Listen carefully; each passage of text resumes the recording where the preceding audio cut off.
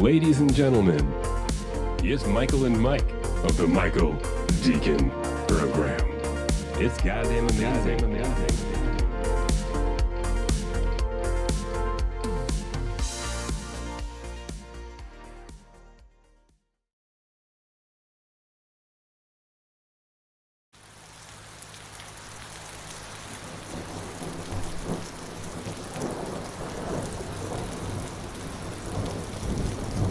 And welcome back to another edition of the Michael Decon program. I look forward to once again serve you those conscious coma-inducing vibrations. Joining us tonight, he makes his return. The professor is live and in the building, perhaps the most controversial guest in all of the land. I appreciate that heat, no doubt. Thank you, boys and girls, for being here yet again and allowing us into your hearts and minds. Here we are again on a night like this, live and direct right now on YouTube and heard around the world. Oh, it's true. You can find the podcast rendition of the program by simply searching Michael Decon or the Michael Decon program on all popular platforms out there. Remember, you too can get involved. That number is 760-332-8724. One more time. 760-332-8724. Don't be shy. And of course, we do have a bit of a full house here tonight with myself and, of course, the co-host, the one and only Mr. Mike Hideous, who I believe is patiently waiting. And of course, we do have Jim Fetzer on the line. How's it going, Jim and Mike? Michael, great to be back with you again. I'm just delighted, and Mike too.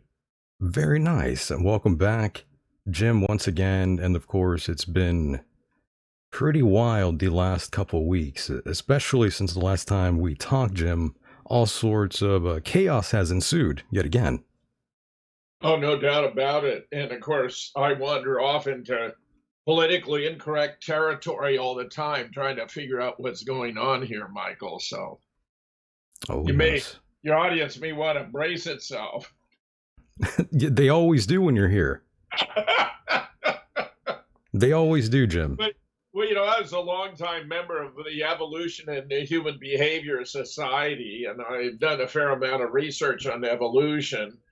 And I've been trying to figure out why there should be such stunning racial differences in criminal offenses by race in the United States per capita. In other words, in relation to the size of the population, it turns out blacks overwhelmingly commit more criminal acts than any of the other groups. Here I'm just talking about four basic groups: blacks, Native Americans, whites, and Asians. And it turns out that Asians are by far the least crime disposed.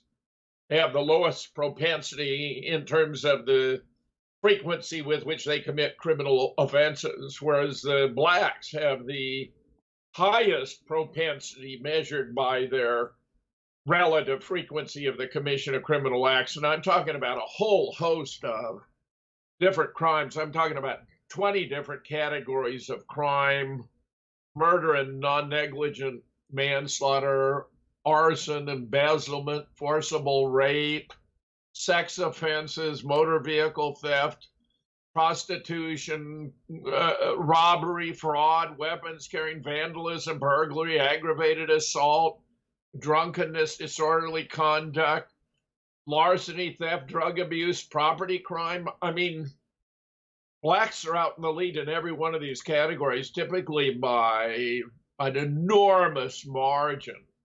And then interestingly, the second most, and this is because it's on a per capita basis, and therefore the actual number of incidents is overwhelmingly smaller, turn out to be Native Americans.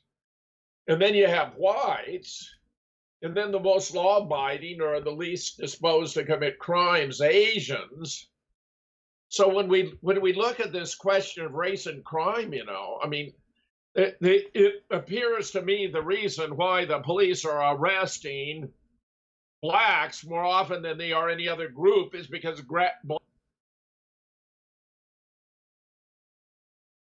And did we lose Jim there? We might have. Or was I booted from the call yet again?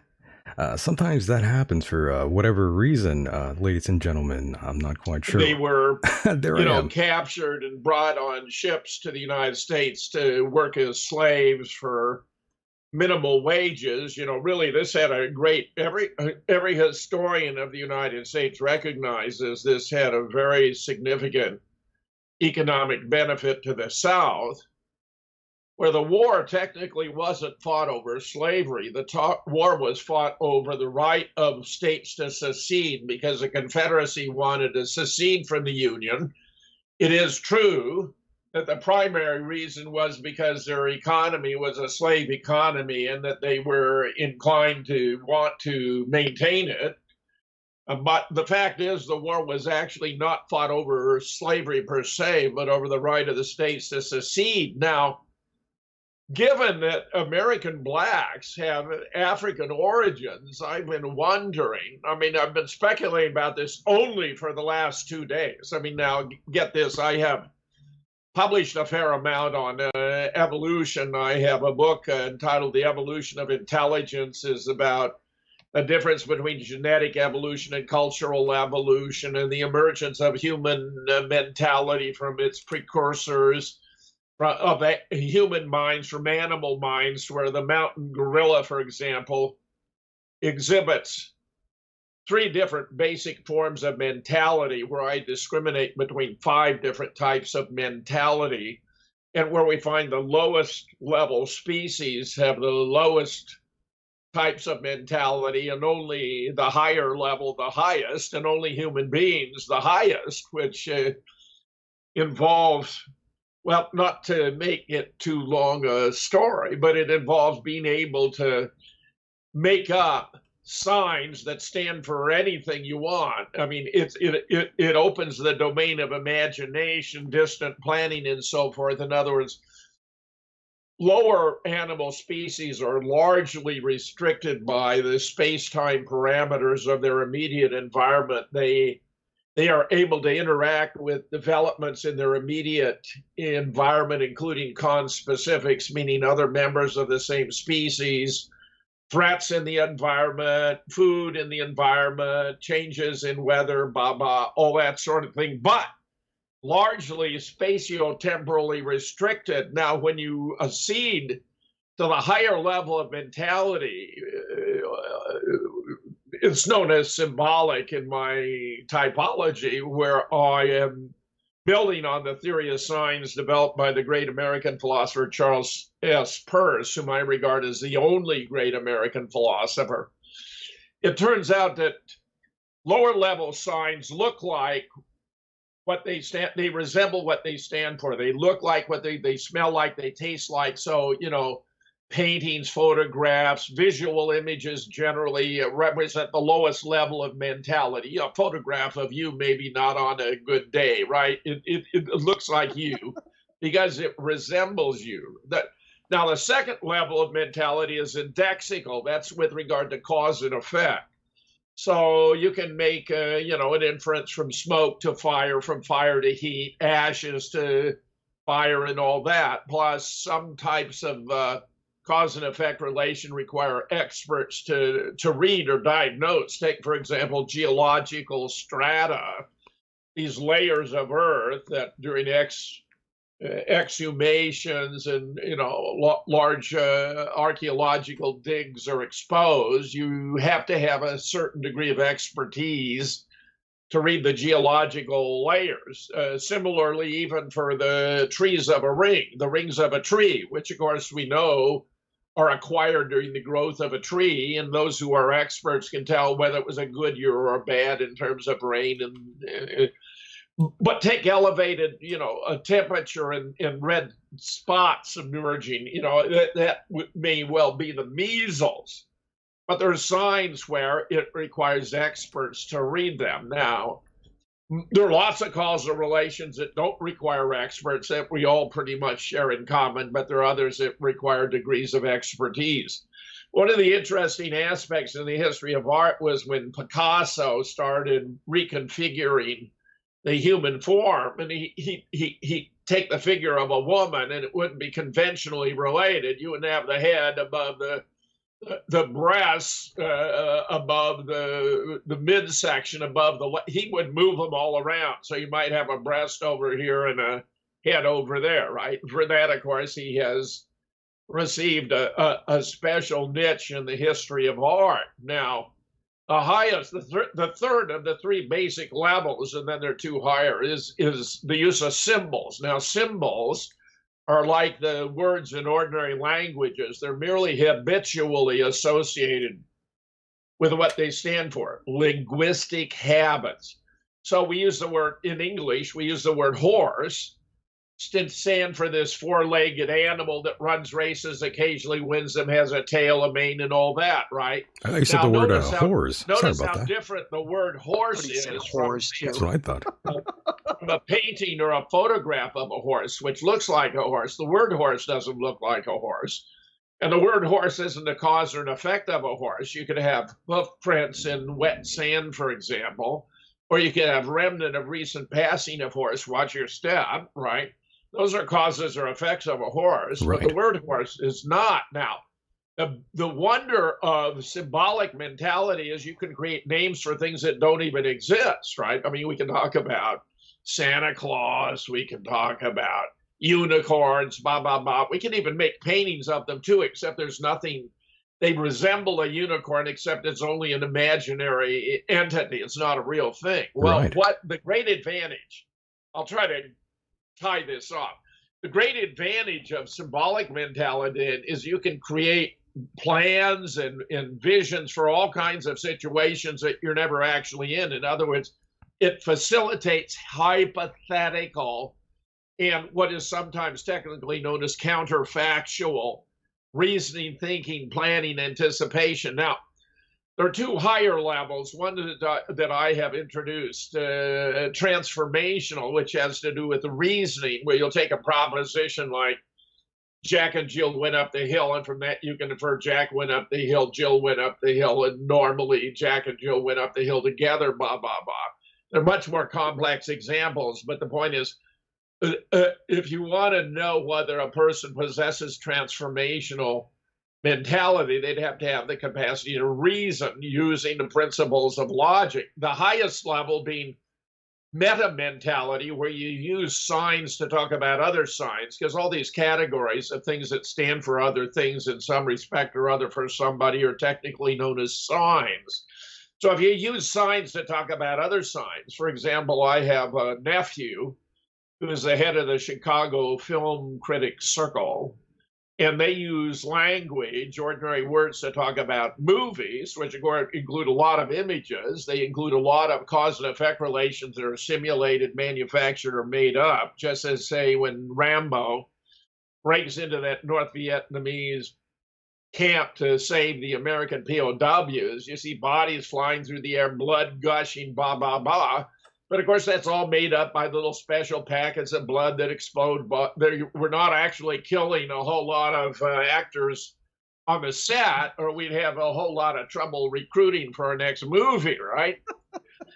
Now, the deal is, what I'm wondering is, could it be that the African savannah, see, it wasn't a very challenging environment in certain respects, that the weather wasn't highly varied. In other words, human racial speciation began when humans, where human life originated in Africa, branched off into other areas of the world. You know, went north, went into the desert areas in the Middle East, up into Europe, up into Russia, Asia, all the way over to China and all that. Whereas where a phenomenon, I mean, there are 6 different causal mechanisms of evolution. And one of the most, actually 8, one of the most important being genetic drift. In other words, what happens when you get a subpopulation in a specific geographical environment with its own distinctive weather patterns and all that, and they interbreed, you tend to develop along lines that are not the same as those that are interbreeding in other subpopulation. This is how we had the emergence of the human races. Now, when I look at this criminal offenses of U.S. by race, what would make Black Americans have a higher propensity to engage in actions that are, in our society at least, are viewed as criminal actions? And it makes me wonder, and this is just a conjecture at this point, there are going to be other experts in this area who know better than I. And as I say, it's only been on my mind for a couple of days. I'm wondering if in Africa, you know, you had a lot of tribal warfare. Sure. And that it promoted, you know, social cooperation, group selection, it's called. The way in which the members of a group would coordinate to advance their group goals can make a difference to the evolution of that group, and whether its genes are then perpetuated in the next gene pool by having children who survive and then themselves reproduce and so forth. Whether the tribal warfare in Africa meant that there was a propensity for violence, you know, maybe for killing and raping the women, taking them captive. I don't know, but there has to be. Look, studies with twins, which have been vast and ongoing, have shown that human behavior is about 60% genetically determined and 40% environmentally. And I and others have spent a lot of time pondering the role of the environment here. Now, we know crime is also more prevalent in lower socioeconomic stratas because they have fewer resources of their own. Their income is more limited. You know, they may be, as it were, more desperate and thereby engage in criminal activities. A classic study occurred back in 1985, Crime and Human Nature, by two completely brilliant social scientists, James Q. Wilson and Richard Herrnstein. And they concluded, even allowing for the existence of discrimination in the criminal justice system, the higher rates of crime among Black Americans cannot be denied. And I'm just trying to ponder what could be the revolutionary antecedents that lead to us being in this situation. My book on the evolution of intelligence, by the way, received a comment that I was talking about, as it were, the plight of Black Americans in the U.S. Sure. and so forth, and suggesting that, evolution brought them to this situation, and evolution will get them out. And I do think among the problems they encountered here is that the white slave owners were not enthusiastic about strong, outspoken Black men who would potentially lead, mutinies against the owners, the masters of the plantations, and were often dealt with rather harshly, meaning that their prospects of having their genes survive to reproduce into the next gene pool were relatively limited. And I think that meant that some of the strongest leaders among Blacks were actually selected out artificially by the plantation owners because they didn't want to deal with these uppity slaves. And this is just a thumbnail sketch, but it seems to me that we're in a quandary here for the whole nation. I mean, it's 24/7 talking about, George Floyd, and I'm going to have more to say about this because the whole thing appears to be staged. Right. But even given that it's staged, it's brought the whole country to the point of talking about, are we being unfair in our treatment of Blacks? And honestly, I'm getting a little impatient with all of the endless talk about Black victimhood, how they haven't been treated well, because the United States has had all kinds of programs that were intended to advance their interests. Some of them may have been misconceived, but if they haven't worked well, I think it's not for lack of trying. And nothing could be more obvious than that the police are not at fault. Heretofore, the police have been the most highly approved institution in the United States, Congress the lowest, the police the highest.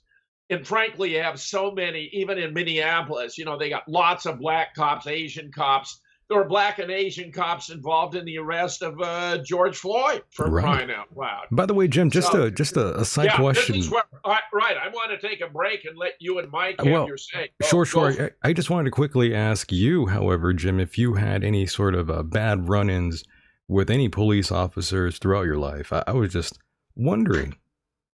Actually, I have not, Michael. I mean, I haven't. I mean, I've got my share of tickets. Sure. I tend to, as a philosopher of science, I have dealt extensively with the nature of laws of nature, the laws of physics, chemistry, biology, psychology, sociology, as opposed to laws of society, drinking laws, driving regulations, rules of road. And I have inevitably noticed the difference that laws of nature cannot be violated and cannot be changed and therefore require no enforcement. Whereas when I'm on the highway and I see there's a 70-mile-an-hour speed limit, I am inclined philosophically to test whether that is a law of nature or a law of society. And by accelerating, and I have on various occasions been instructed on the necessity of enforcement by officers of the law. But, I actually only lost my license once. That was for 6 months way back when. It would have been 1973, 74. Unfortunately, I had a Fiat 124 Sports Coupe, or a car I really loved. It was a wonderful driving car, but I couldn't see just having it sit around for 6 months, so I actually sold it. I wish I had not, but that was the situation. Nice, okay. I piled up a certain number of points, and then I actually went to driver's school last year to make sure that I got a little cushion. But it's a very important distinction, particularly when we're talking about these issues, laws of society, because they can be changed. And, organization of police forces Does anyone seriously think abolishing police forces is going to be a positive thing? I mean, Well, it's a bad idea all around. Apparently, they I've do. got, I've got a little cartoon here. I've got for burglars. They got a newspaper. And who says there isn't any good news? And the headline says, Minneapolis to abolish its police force. I know, my goodness. Well, it's ridiculous, really. And by the way, I just wanted to ask you, Mike, the same question. Have you ever been, quote unquote, harassed by the police, in your opinion? Well, no, I'm white. So no issues. That was a joke, by the way, and I didn't hear either one of you laugh. Well, I mean, I was asking you a legitimate question here, but yes, I get the joke. No. As a kid, the only time I ever got a so-called harassment was when I was about, I think I was 18, and I was on the boardwalk of Seaside Park in New Jersey, and two cops were walking past me and my girlfriend at the time, and one of them had a hickey on his neck, and I laughed. And when I laughed at the guy's hickey at his neck, he basically, he came at me and he gave me a hard time. Now, I was a young punk rocker at the time, and I had these spike bracelets on, and I was looking, I was looking rather, troublemaking. You're looking like a suspect.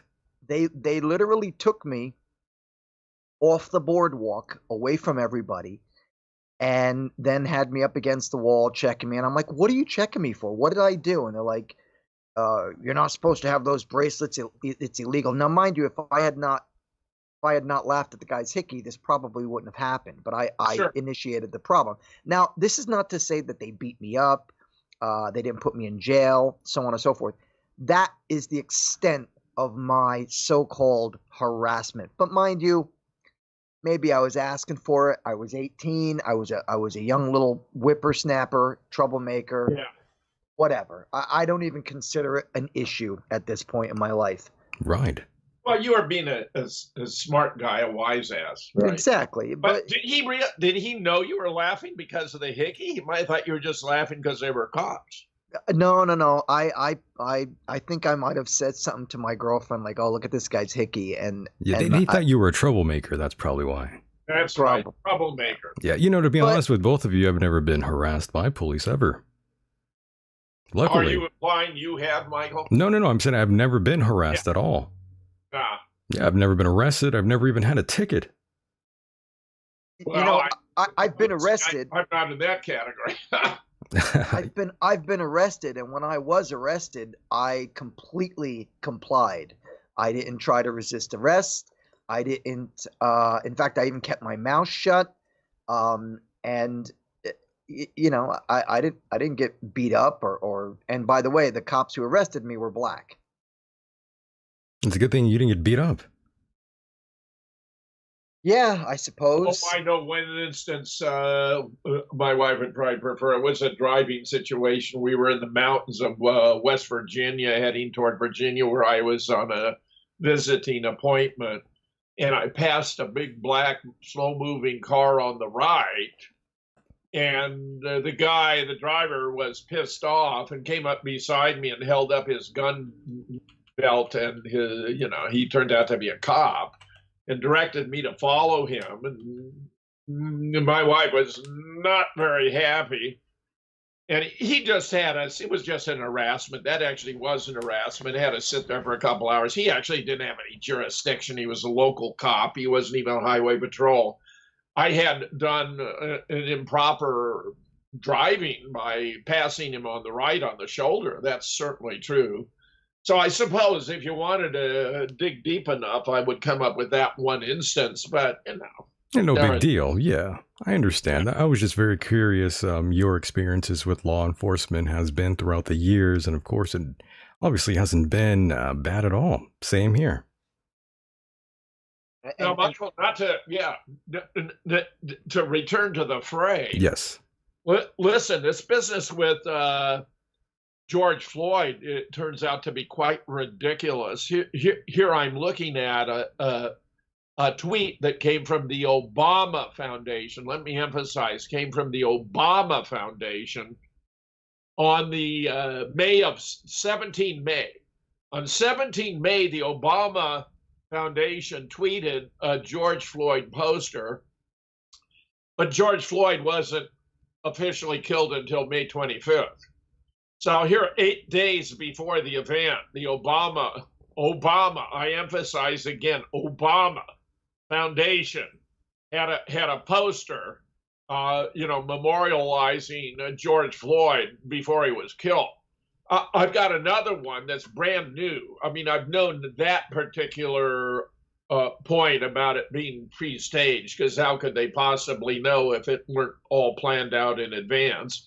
This is reminiscent of Sandy Hook, by the way, for some of the participants in the FEMA drill, which would be presented to the public as mass murder, put up donation sites for the victims the day before the event occurred. Now, this case here is 8 days before, but it's very similar. When they get excited, they don't want to miss out on the action. They want to get a couple extra bucks. So all that I've known now for several days. But here's a new one. Here, this has just been sent to me by my friend Jeff in Cleveland, a Twitter page. It just dawned on me, the most glaring component of the Floyd psyop. It was filmed before COVID-19. How do I know? Not a single person is wearing a mask. Not one of the cops, not Floyd, not his passenger, not the market people, not the bystander. Don't you think a police department would have, their agents in masks? That's actually really interesting, actually. Isn't that a good one, Mike? That's quite interesting. Yeah, right. It means the whole damn thing was filmed in advance. And look, the COVID thing had been a big deal for at least 2 months when this occurred, remember? In fact, it was starting to peter out, which I believe is why they launched it. But clearly they had it in the works. They've had these layers of attacks on Trump. And believe me, the Democratic Party is in this up to their eyeballs. They're trying everything they can, pulling out all the stops to take out Trump. And they're willing to burn the country to the ground to do it. I mean, it is stunning. This, I think, is simply sensational. I want to mention just a couple other things before I kick it back to you guys. Floyd and Chauvin worked at the El Novo Rodeo Club together. The club was used for trafficking of women and children brought in from Mexico. It was also laundering counterfeit money. Floyd had been stealing the bills and flashing money around. Chauvin was directed to perform, this is claiming it was real, a hit on Floyd. During the protests, the club was burned to the ground. The police station where the evidence was stored was also burned. The mayor of Minneapolis was involved, ordered the police to stand down and not defend the station. Now, I do not believe that George Floyd died, but I will tell you this was a whole propaganda exercise, and just like Sandy Hook, it was legitimized by the same guy whose foundation published the poster early, Barack Obama, when he nullified the Smith-Mutt Act of 1948 by means of the Smith-Mutt Modernization Act of 2012.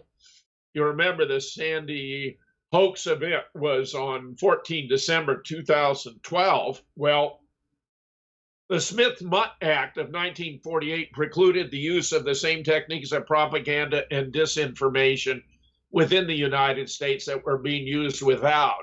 And I just pulled up an article here. U.S. repeals propaganda ban, spreads government-made news to Americans for decades.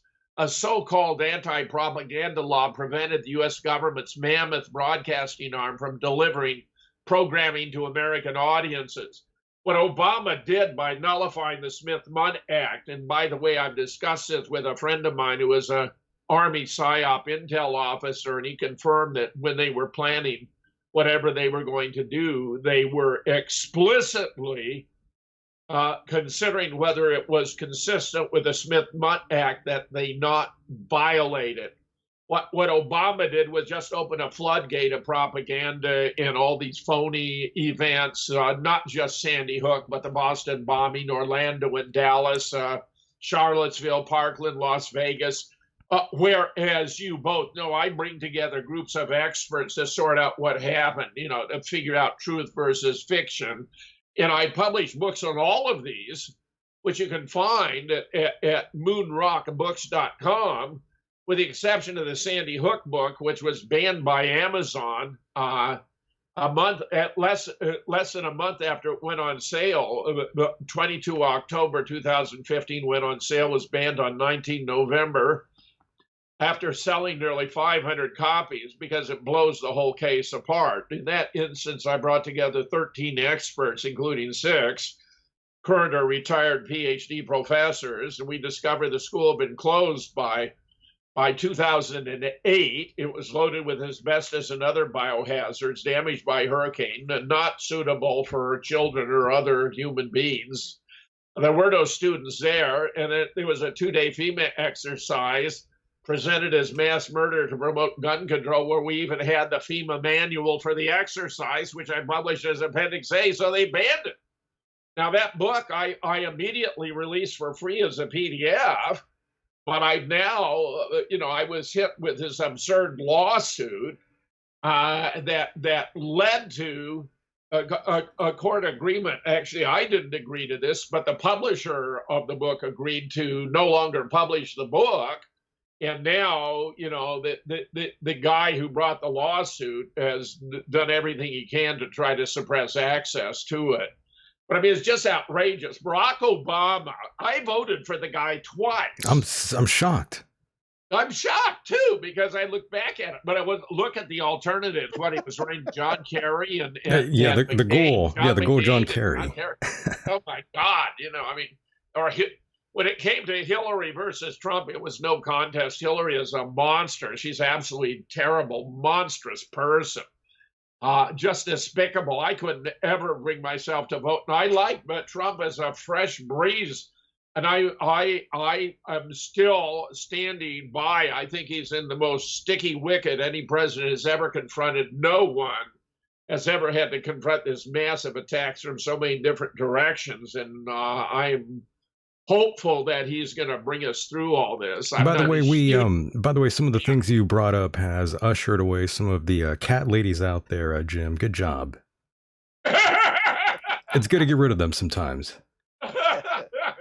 I'm glad they were offended. I said at the beginning I was wandering into politically incorrect territory.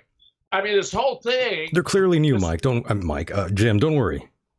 This whole thing about abolishing the police is political correctness run amok. It actually is technically known as cultural Marxism. The taking down of the statues.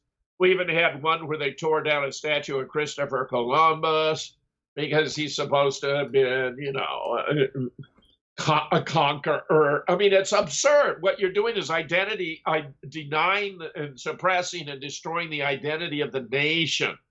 And these war monuments to Robert E. Lee, Stonewall Jackson, and all that, these were great generals who were defending the South, not specifically for the sake of slavery, but as a matter of principle. And of course, that was the war which cost more American lives than all the other put together because we were on both sides. Right. And I'm glad you brought that up. Yeah. Me and Mike were just talking about that, the removal of the Confederate flag for NASCAR. And I had told Mike, I don't really care about NASCAR or anything of that nature. I don't really care about the Confederate flag. I only really care about the American flag, to be honest.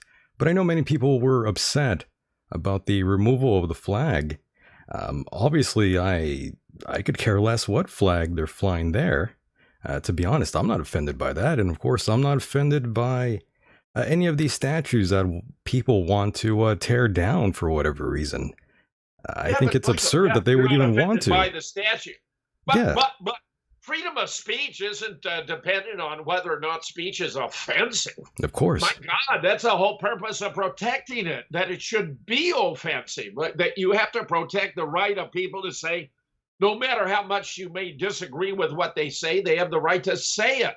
So what's happened is you have political correctness run amok, and if one of these groups, maybe it's a gay, transgender blacks, thinks that something has been said that they find offensive, then we're supposed to make remedies in order to protect them as victims. I think this has reached the point of absurdity, frankly. It's a little too much, in my opinion, Jim and Mike.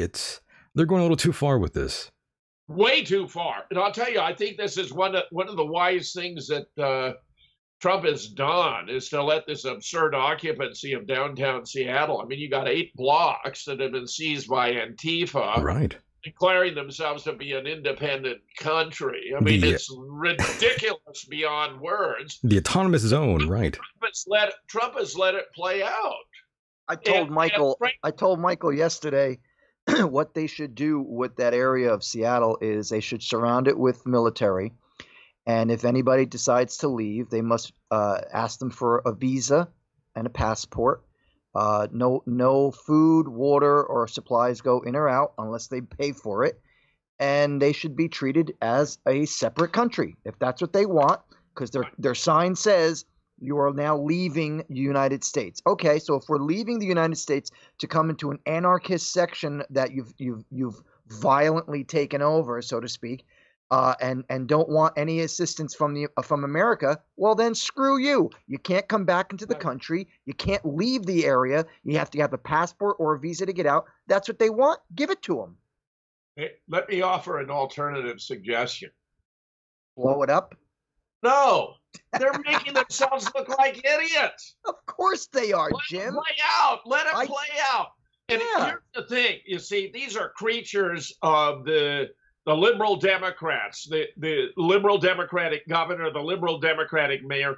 They're actually sustaining. This is not a self-sustaining enterprise. They're even giving them porta potties. They're even coming in and taking out the sewage. I mean, this is ridiculous. They had a stock of food and homeless people stole it, so they're now having to beg for their food. And get this irony of ironies, they've had to police their own little enclave, even at the same time they're talking about abolishing the police. I mean, the whole situation is so frankly absurd that the Democratic Party, by standing by passively and supporting it, is doing a better job of self-immolation than a Buddhist monk over the war in Vietnam. Love that. And yes, ironically, they do have borders there too in this autonomous zone, ironically. That's ridiculous. It's ridiculous beyond words. I heard they built a wall. I was under the impression that walls don't work at the southern border. I'll tell you, we have a relatively recent poll, actually from June, where Trump is getting 40% of black likely voters. And that sounds incredible, but it's for very good reason. Trump's economy actually has been lifting all boats. Wages have been rising for the lowest paid wage earners at the highest rate. His clamping down on the border has meant that illegal immigrants who normally would come in and steal these jobs away from them because they'll work for even lower wages have been cut off, so that Trump, for a change, has actually been doing something to improve the quality of life for Black Americans. And they appreciate it. And Latinos too. And frankly, if 40% of the blacks, are willing to support Trump, the Democrats can't win an election for dog catcher. By the way, I do have a audio clip here, a soundbite of Hillary from way back in the 90s. I just wanted to say how times have changed. This is what she was once saying, and I'm sure her opinion has changed tremendously over time. Let's roll that audio, boys. They are often the kinds of kids that are called super predators. No conscience, no empathy. We can talk about why they ended up that way, but first we have to bring them to heel. And I believe that was from 94, and she was talking about young black men as super predators, by the way, and of course Biden ushered through. Well, have been talking about herself because she is a right. Super predator. She is a super predator, no doubt. Oh, yeah. She's one of the most disgusting most vile human beings ever on the face of Earth. No, I agree. No argument from me. There's no difference of her saying that and the other Democrats screaming about immigration and people coming over the border only up until the point that Donald Trump was elected president. So they're all hypocrites. I agree. Yeah. Now, get this. the Seattle mayor was shocked by the president's threat to invade and clear out the anarchists. He claims the threat to invade Seattle is not only unwelcome, it's illegal. Well, a very good friend of mine reminded me, actually, there's historical precedent. It was the Whiskey Rebellion, which involved a group in western Pennsylvania that didn't want to pay whiskey taxes. And George Washington actually led the militias against them. When they saw the threat coming, they disbanded, and went hightail. But there actually is historical precedent for this situation. And get this. This is the latest. Oh, dear. Seattle officials plan to take back Shaz. This is what they call themselves, occupied zone. Right. Mayor Jenny now worried about safety. What a difference 24 hours can make. A report from Como News Tonight highlights Seattle officials plan to take back the Capitol Hill Autonomous Zone, the nation of Shaz, from the occupying anarchists and Antifa elements. However, it's a bit amusing to see Seattle Mayor Jenny Durkan saying her administration is determining when it would be safe for the Seattle police to move in there, considering she was claiming just last night on CNN the occupation was merely a small group of festive citizens having a block party. What an idiot. Another Democratic idiot. How cute. I know it, Mike. Look, you go through all the areas where you have the high crime in the country. They have the strictest gun laws, and yet they have the highest crime. Chicago's That's right. a perfect example. And you can Absolutely. look at Every Democrat that runs a city and or a state, 9 times out of 10, they have the worst crime and circumstances that affect the innocent people who live in those areas. So yes, you're absolutely right. I have a brilliant colleague, Dr. Eowyn, who runs the Fellowship of the Mind's blog, another retired professor. And she overlay, what was it, the 2014 crime map with the 2016 political map or vice versa. And there was an exact correlation. All the high crimes areas were all the Democratic controlled areas. I mean, the Democrats, I think, have demonstrated they're incapable of governing. They're totally incompetent. They don't know what to do. It's too bad Because you they're haven't. afraid of everything. It's too bad neither of you Afraid have. their own shadows. Right. It's too bad neither of you have seen the sci-fi movie District 9. I have. It sort of reminds. I think I have too. It sort of reminds me of Remind this. a little about it, Michael. I think I did watch that not that long ago. So you did see that, Mike, by the way. I did. Yeah, it's a great movie. Doesn't that sort of remind you of what's going on over there in Um, that little section there? It's kind of funny. I suppose little Slight shades of it. It's a weird way to connect the two, but I see what you're saying. I was just watching the movie a few days ago. That's why, and I'm like, they have like a zone out there for these aliens. Yeah. Yeah, they have a It's little Peter zone there Jackson now. movie. Right, great movie. Yep. Yeah, sci-fi, very, very interesting. Here, the Epic Times has just published. Trucking companies and experts have expressed their concerns following the defund the police movement. 77% of truckers in a recent poll said they will refuse to deliver to cities that have defunded their police. Yeah, what do you make of that, Jim and Mike? The fact that all these people are folding to the complaints of outsiders, wanting people to resign from their jobs. Lots of cops out there feeling the pressure of many politicians out there as well. Many celebrities, you name it. Everyone is calling for these officers to resign, which, in my opinion, is ridiculous. Go ahead. Michael, it's absurd. In fact, they've got polling showing that while the idea is welcomed by the elites of the progressive wing of the Democratic Party, the public isn't buying it. Fewer than 20% of the public think it's a good idea to defund the police. And get this, even Wolf Blitzer was asking the head of the Minneapolis City Council on CNN, what do you do when someone comes out with a gun and starts shooting people when you don't have a police department? I'll tell you what you do. You call Ghostbusters because you can't call the police. I guess we're supposed to use a fire hose, perhaps. Well, it's just so stupid. It's just stupid beyond belief. You got to ask them nicely. Even this Right. little Antifa group discovered in a few days that they had to have their own police. They had to police themselves. Of course. Listen, I found out some interesting news yesterday. I found out the owners of Antifa are an Andy Z. I think it's Z as in zebra. Andy Z and Key. That's Key Stern. These are the two people who own Antifa. They get grants.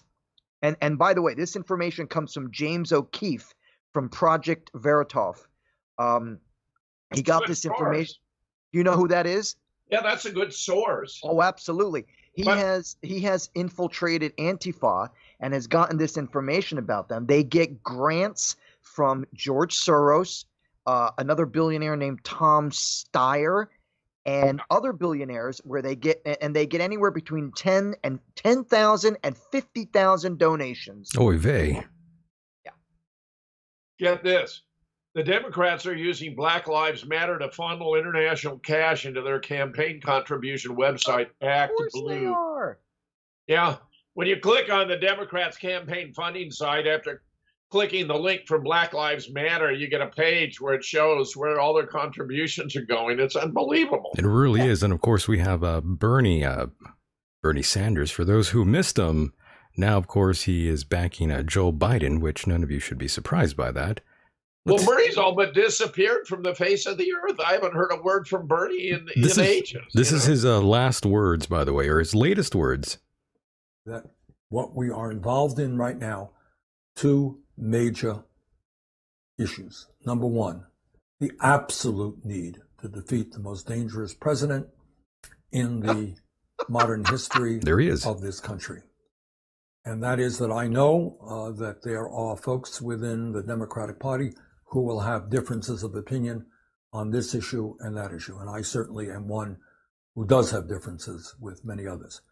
But at this particular moment, our job clearly must be to elect Joe Biden as our next president and to defeat Donald Trump. And let's all go forward together in doing that. And that was the last from our friend, Bernie Sanders. Jim, I got to interrupt you guys. I got to say this. Now, Jim, I don't know if you're aware of this or not, but the possibility of Joe Biden running with a female black so-called vice president, I believe he's picked one of two people, and one of them, I believe, ran for governor of a state, and I cannot remember her name for the life of me. I want to say Abrams. Yeah, well, but she's not on the list of the 6 finalists. Oh, she's not? Okay, because the reason I bring list this came up, out like today. well, the reason I bring this up is because this is what I was told. Apparently, Abrams has absolutely no she has no experience in government whatsoever. Number one. Number two, if in the event, all right, let's just say hypothetical situation, Biden gets elected and Abrams is his vice president, female black president, vice president.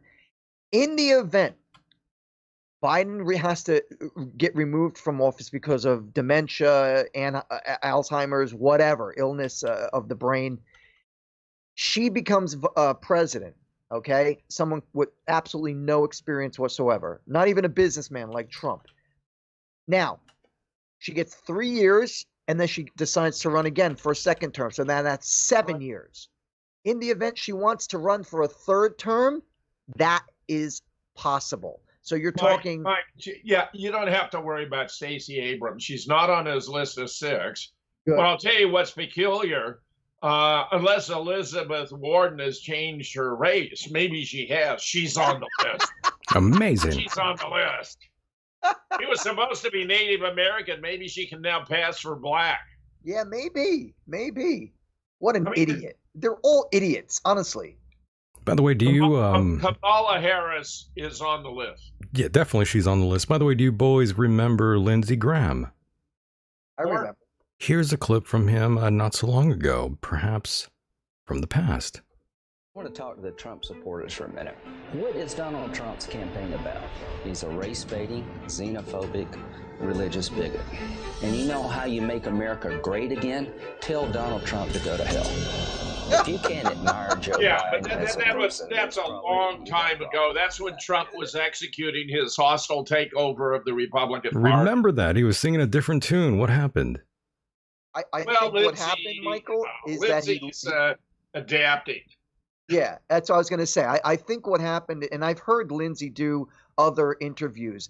He has admitted that his when they were doing the campaign, it was hard, rough road. And let's face it, Trump gave every single person, Republican and Democrat, a run for their money. So Lindsay was running, and he has seen the light, so to speak, and realizes that what Trump is doing is good. He has done more for this country than the last 4 or 5 presidents together, other than Reagan. Yeah. People in the chat room, I tend to agree. right. I hold Trump in high esteem, though I fault him on his foreign policies bent way too far over for Israel. I think that's all very, very bad. And I could go on at length, but will not on this occasion. But in many other ways. Now, look, I'm getting reports about the recovery funding, and a lot of it appears to be going to big corporations rather than to small businesses. No doubt. This was always the fear.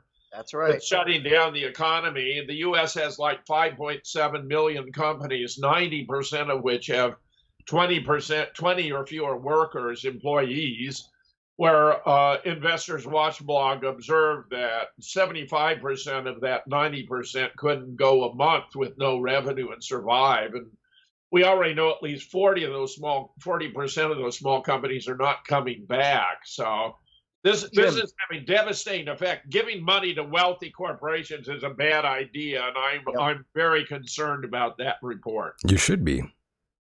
Jim, I got to tell you, I was speaking with Michael yesterday on the show, and I told him I got a very bad call 3 days ago. I'm a professional photographer. That's how I make money. Okay. And it's weird. Like I got this call from the guy who I shoot for, a photographer in Clark Summit, and I was asking him, how are things going? He told me all the possibilities of all the jobs that I may have had, which wasn't many after the whole coronavirus thing, that every single one of them is canceled. So I have absolutely no job this summer at all. I have no solid income. That's terrible, Mike. Very terrible. Meanwhile, Amazon is running strong. Walmart's running strong. Home Depot, the police department, the fire department, the post office, they're all doing fine and dandy. But meanwhile, all the independent businessmen, they're either going to go out of business or go on unemployment. It's sad. It's very sad, but that's the reality of what we live in now, boys and girls. It's a catastrophe. Oh, yes. Hell yes. It's a catastrophe. It really and look, is. we owe all this to Dr. Anthony Tony the Rat Fauci. The rat. Who has been the consigliere for the medical mafia headed by Don Bill Gates. And backed by Henry Kissinger, Ted Turner, David Rockefeller, Hillary Clinton, and a host of other very despicable people. By the way, the chat room is saying, Lilith is saying, pizza delivery hiring now. Hey, well, she's got a point. I mean, if people out there really need a job, it is that time to pull yourself up by the bootstrap, as you hear in the media. Yeah, I get do it. But my car is not worth. You got to do it. Yeah, but my car would never make it. Since Mike brings up Biden and his vice presidential choice, and I was given a rundown by a good friend of mine here in town about these 6 candidates, and some of them, I'd never even heard of before. I don't know how appealing they're going to be, but then I'd never heard of Tim Kaine before Hillary picked him as a weak stooge, somebody who was going to threaten her authority. And this is a totalitarian personality, not just a conventional authoritarian. She's a totalitarian. But I'm saying I felt for a long time they're going to spring Michelle Obama on us. Amazing. And That's right. That'd be something else. In fact, I asked you about that a while ago, Jim, one of our interviews. And that was another major concern of mine, because if we get that thing in Yeah. the Oval Office again, then we're going to have to deal with another probably 4 to 8 years of crackpot lunacy. And I believe I replied to you on that occasion that if the public wants to vote for a man with breast implants and a huge shaving bill, then vote Michelle. Yes, I'm glad you mentioned that. Now that we're talking about Bill Gates a moment ago, I mentioned this on the show, and I still think Melinda Gates is quite suspicious looking. I think you're right, Michael. I think you're I'm right telling about you. that. I'm taking a look at her, and she definitely has male, masculine features. I have a photo of her right now up in the chat room, and she's right above Calvin Klein, I believe it is, and she looks just like him.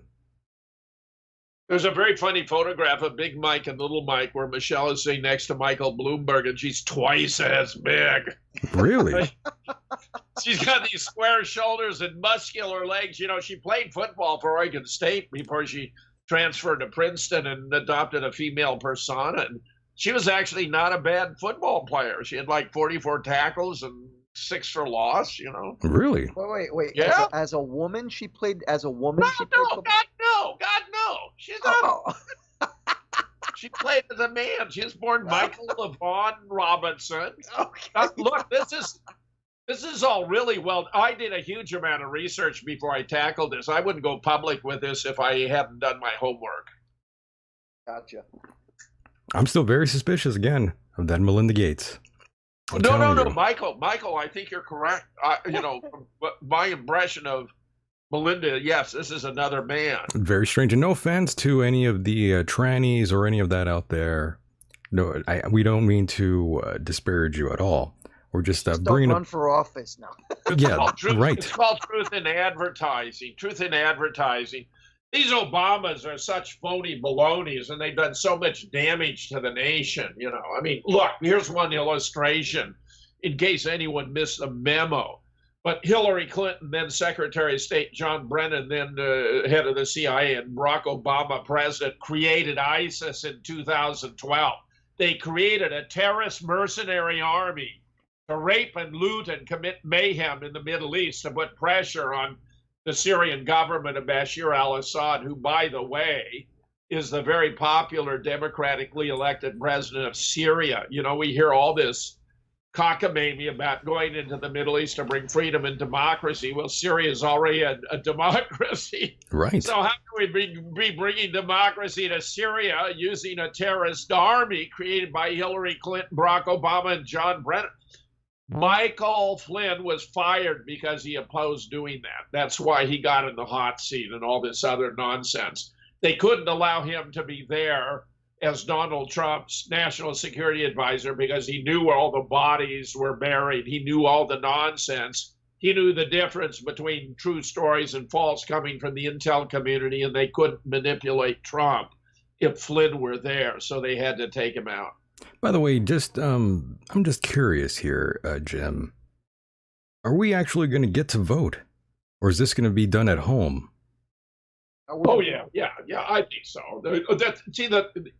Look, this coronavirus. Even the CDC acknowledged that coronavirus is no more serious than a normal flu, and it's virtually young people from the age of 0 to 17 are virtually immune. That you're as likely, if you're in that age group, to die from CV as you are to be hit by lightning. I mean, it's that bad. It also turns out these masks are very, very bad for people. You shouldn't be wearing a mask unless you yourself are actually sick or, surrounded by persons who are infected, because the masks don't really do you any good. What they do is recycle your oxygen depleted breath, which means you can't reoxygenate your red blood cells, which means when they go out to the cells to invigorate them, they can't do it, which means we're losing brain cells every time we wear a mask. So I'm predicting a drop in the average IQ of Americans of 5 points when we get through this.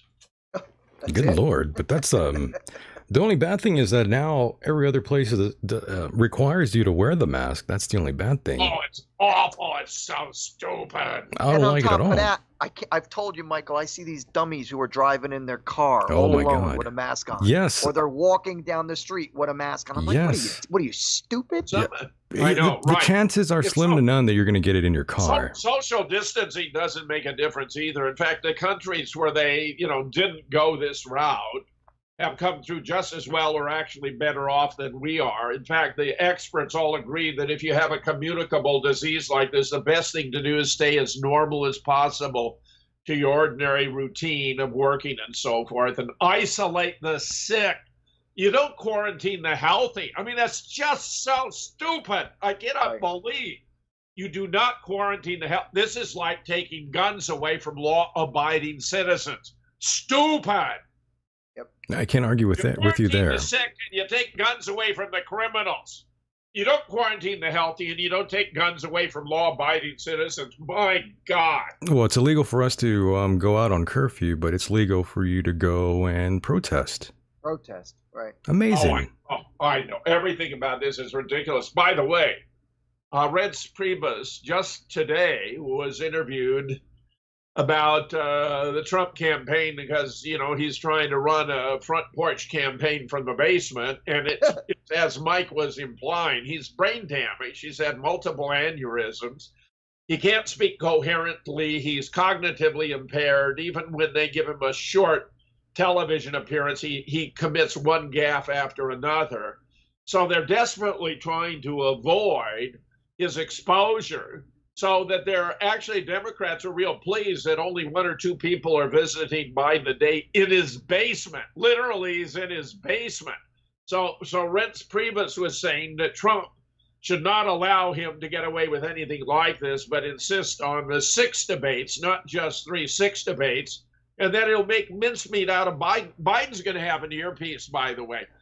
You no guys question are going about to be it. dumbfounded at what I'm about to say, but Hillary, ever since she had that collapse at the 9/11 memorial, has been using body doubles, and I've documented, I would say, 8 different body doubles Hillary has used, including at the national debates with Bernie Sanders and with Donald Trump. That was not Hillary Clinton. That was one of her body doubles. She's younger, thinner, much more attractive. They have a voice box now that will give you exactly the same voice. So she sounded like Hillary, but it was not Hillary. I've done a whole thing about this fake news issues of identity where I document this. You can find it at 153news.net. Fake news issues of identity.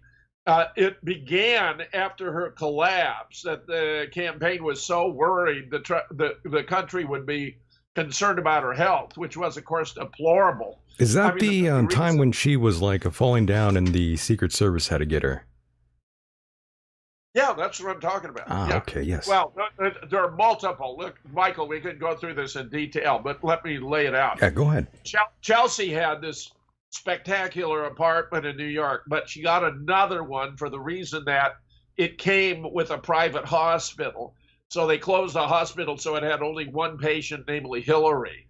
So they took her back to Chelsea's apartment because there they had this private hospital for Hillary. They sent out the first body double. She was thinner, more spry, very attractive, gracious, not surrounded by Secret Service. That should have been a clue, a big clue right there. She was so like her, I called her the Meg Ryan double. That was the first. The Meg Ryan special. Even the Hill picked up that the internet thinks that Hillary has a body double, and this was obviously not Hillary Clinton. 2 days later on the plane to Greensboro, they had another double, shorter, heavier, more slanted forehead, looked a lot like Meryl Streep, so I referred to her as a Meryl Streep double. But the key, and it's astounding that it wasn't a big issue at the time, which just shows how complicit the media is in covering these things up. The national debate with Bernie and the national debate with Trump were both with body doubles. Then in February of 2017, this is after the election, the New York Times ran a story about Hillary's in the house, about her having gone to 4 plays on Broadway. and it was accompanied by photographs. And I wrote to the reporter, I said, that was a very interesting story, but none of those women look Hillary. By the way, Jim, I did find the clip of Joe Biden, and yes, he's not doing very well.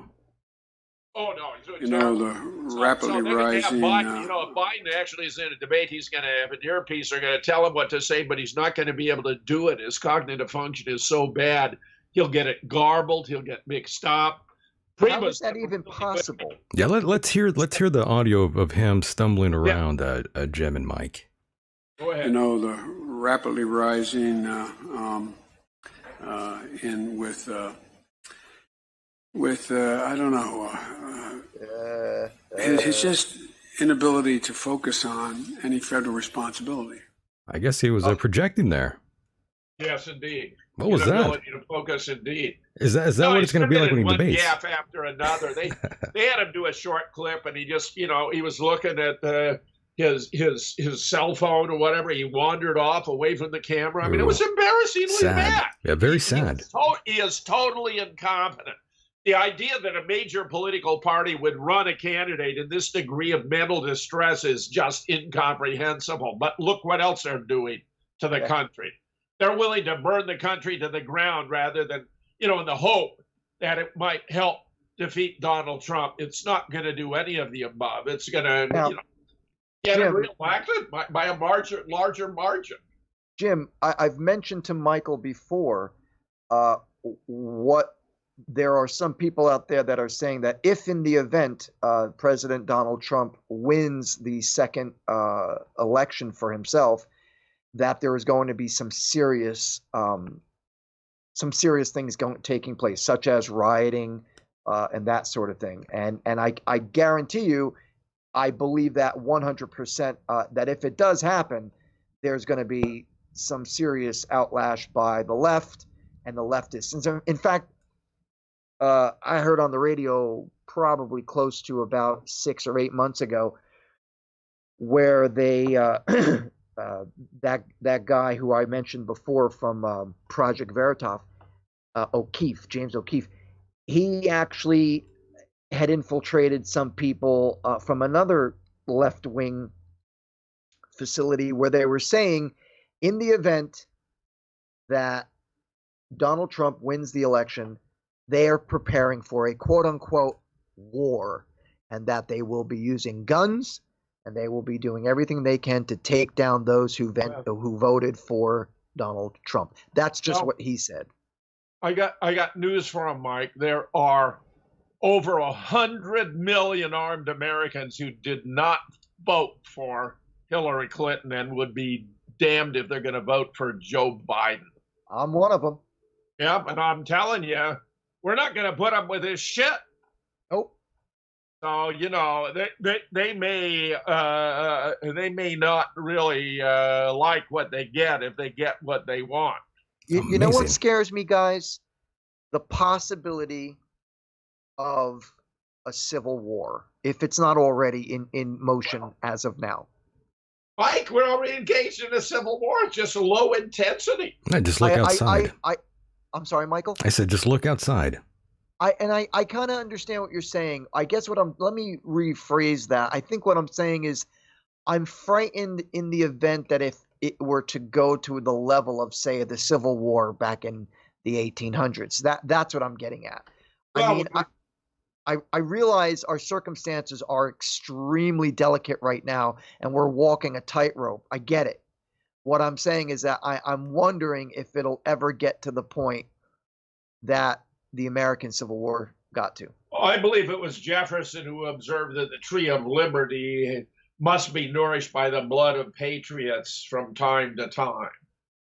And I'm telling you, this country has become so corrupt that it may be what we need. I mean, it sounds almost contradictory, but I'm telling you that the situation is so bad. Put it this way. You're going to have the military, divided, though I think most of their loyalty will be to the Constitution and to the president. You're going to have some National Guards where the governors try to solicit them. You already have in various states militias that are not on the side of these libtards. And then you got 100 million armed Americans to boot that are going to make the difference. How do you think it's going to play out, Mike? Oh, I wish I had an answer for you, but I get it. The people that are dedicated patriots like myself, Michael, yourself, I get it. There's people out there who would do anything to make this country keep the red on the flag, is what I'm trying to say. At the same time, I strongly believe that there's the deep state that manipulates no matter what we try to do. So I'm afraid in that sense. It frightens me to know that, well, of course, no matter what we do, there's still the possibility that some stupid ass is going to try to screw everything up. Like they're already trying to destroy the country economically with this phony coronavirus thing. Yep. They're already trying to do that. You got all the blue states are not cooperating. They're not opening. They want to drag it out. They've been told to drag it out. That is warfare. That is already a civil war. It's an economic war. And frankly, it's disgusting because they're damaging the lives of their own citizens. We're now already on a trajectory to have more deaths from suicide out of distress for loss of job and anxiety and apprehension than from all the coronavirus put together. And it's only going to get worse, Jim, and it's been nonstop here in 2020, and I've said this on the last show. I said this is one of the most captivating years that we will probably ever experience in our lives. We've passed the point of no return in various ways. And all of this, Jim, we're singularly fortunate to have this man as president. See, this is all happening because he really is out to drain the swamp, and they really don't want it. Right. Yeah, the human psyche really is being put to the test this time around. I've had a couple of thoughts about the big picture here. I used to think the Democrats and Republicans represent the maternal and the fraternal. So you had like the mommy party and the daddy party, or so the father represents discipline and the mother, nurturing, blah, blah, blah. I think today with this Antifa thing and the taking Seattle and all that, it's more obvious that we're talking about a division where the Democrats are the children and the Republicans are the adults. I mean, the Democrats are just destroying themselves as a party, just doing such a thorough job of it. It's just astonishing. It's breathtaking to watch. It really is. And of course, you have the cancel culture out there as well. Lots of people being hit with that. And Jim, I do worry about you sometimes. I mean, I face some issues with you here. Not personally, but you've been on the program as many times as you were. We caught some backlash with a few people that you are now in a bit of a lawsuit with. We won't mention any names, but those people. Really? Yeah, well, see, they would like to silence me. I mean, that was the whole idea of the lawsuit, was try to cut me off at the pass. But yeah, well, they demonetized me, and that's not so easily done, Michael. Deleted a lot of our interviews, Jim, in the past. Oh, really? Oh, yes. Yeah. That's you got to get them up in places where they can't be taken down. Have you tried? Let's see, Mike Adams has this Brighton. There's, of course, BitChute. There's 153news.net. There got to be ways of preserving those, Michael. Of course. I have a lot of those saved. We have had wonderful interviews. Of course. And we're going to hit another topic of discussion as we close up here, Jim. I did want to bring up 9/11 with you yet again, as we are headed towards another anniversary once more. And Jim, as usual, I gotta ask, where were you that Tuesday morning?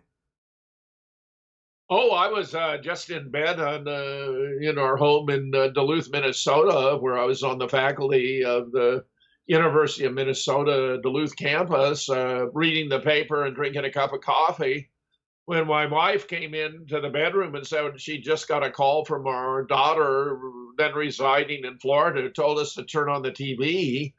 And when we did, we saw the North Tower smoking.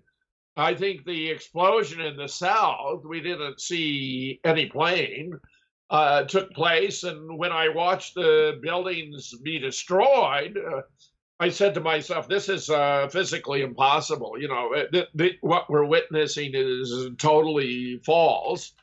but I'd never be in a position to do anything about it. So lo and behold, how ironic that in December of 2005, I'm in the midst of a group of about 24 really good people on a chain email discussion about 9/11. And the thought occurs to me that it would be a good idea to found a society as a loose affiliation between scholars. And I founded Scholars for 9/11 Truth, which took off like a rocket. And by the end of 2006, we had like 400, maybe 8 in 4 different categories. And it was just sensational people from all over the world, pilots, physicists, engineers, mechanical, civil, structural, electrical, aeronautical. I mean, it was really fabulous. And I was responsible. I thought it was a good idea to have a website. I was responsible for the positioning of every item on the website. We announced lectures. We published videos. We, promoted events. I would sponsor conferences, one in Madison in 2007 on the science and politics of 9/11, another on a similar subject, but more advanced in Vancouver in 2012. And, I published a couple of books and been flown around the world to give talks about 9/11. So anyone who wants kind of a review, I have an overview. It's entitled 9/11, Who Was Responsible and Why on BitChute, BITCHUTE. Now, my host for the interview was Brian Ruhe, RUHE. But if you just go to BitChute, 9/11, Who Was Responsible and Why, you'll probably turn it up. And it's less than 2 hours, very, very comprehensive, however, how they fabricated each of the 4 different plane crash sites where none of the 4 planes crashed on 9/11. That's a difficult idea for the public to accept, but 2 of those planes weren't even in the air that day. Flight 11 North Tower and Flight 77 Pentagon were not even in the air. We know from the Bureau of Transportation Statistics website, which keeps very detailed data about every takeoff and landing, from the time, the passengers get aboard the plane, the time it departs from the gate, the time it has actual wheels up, time it lands, wheels down, the whole bit, and there's no data for either Flight 11 or Flight 77 initially, which was observed by a brilliant blues musician from Australia, now departed this earth.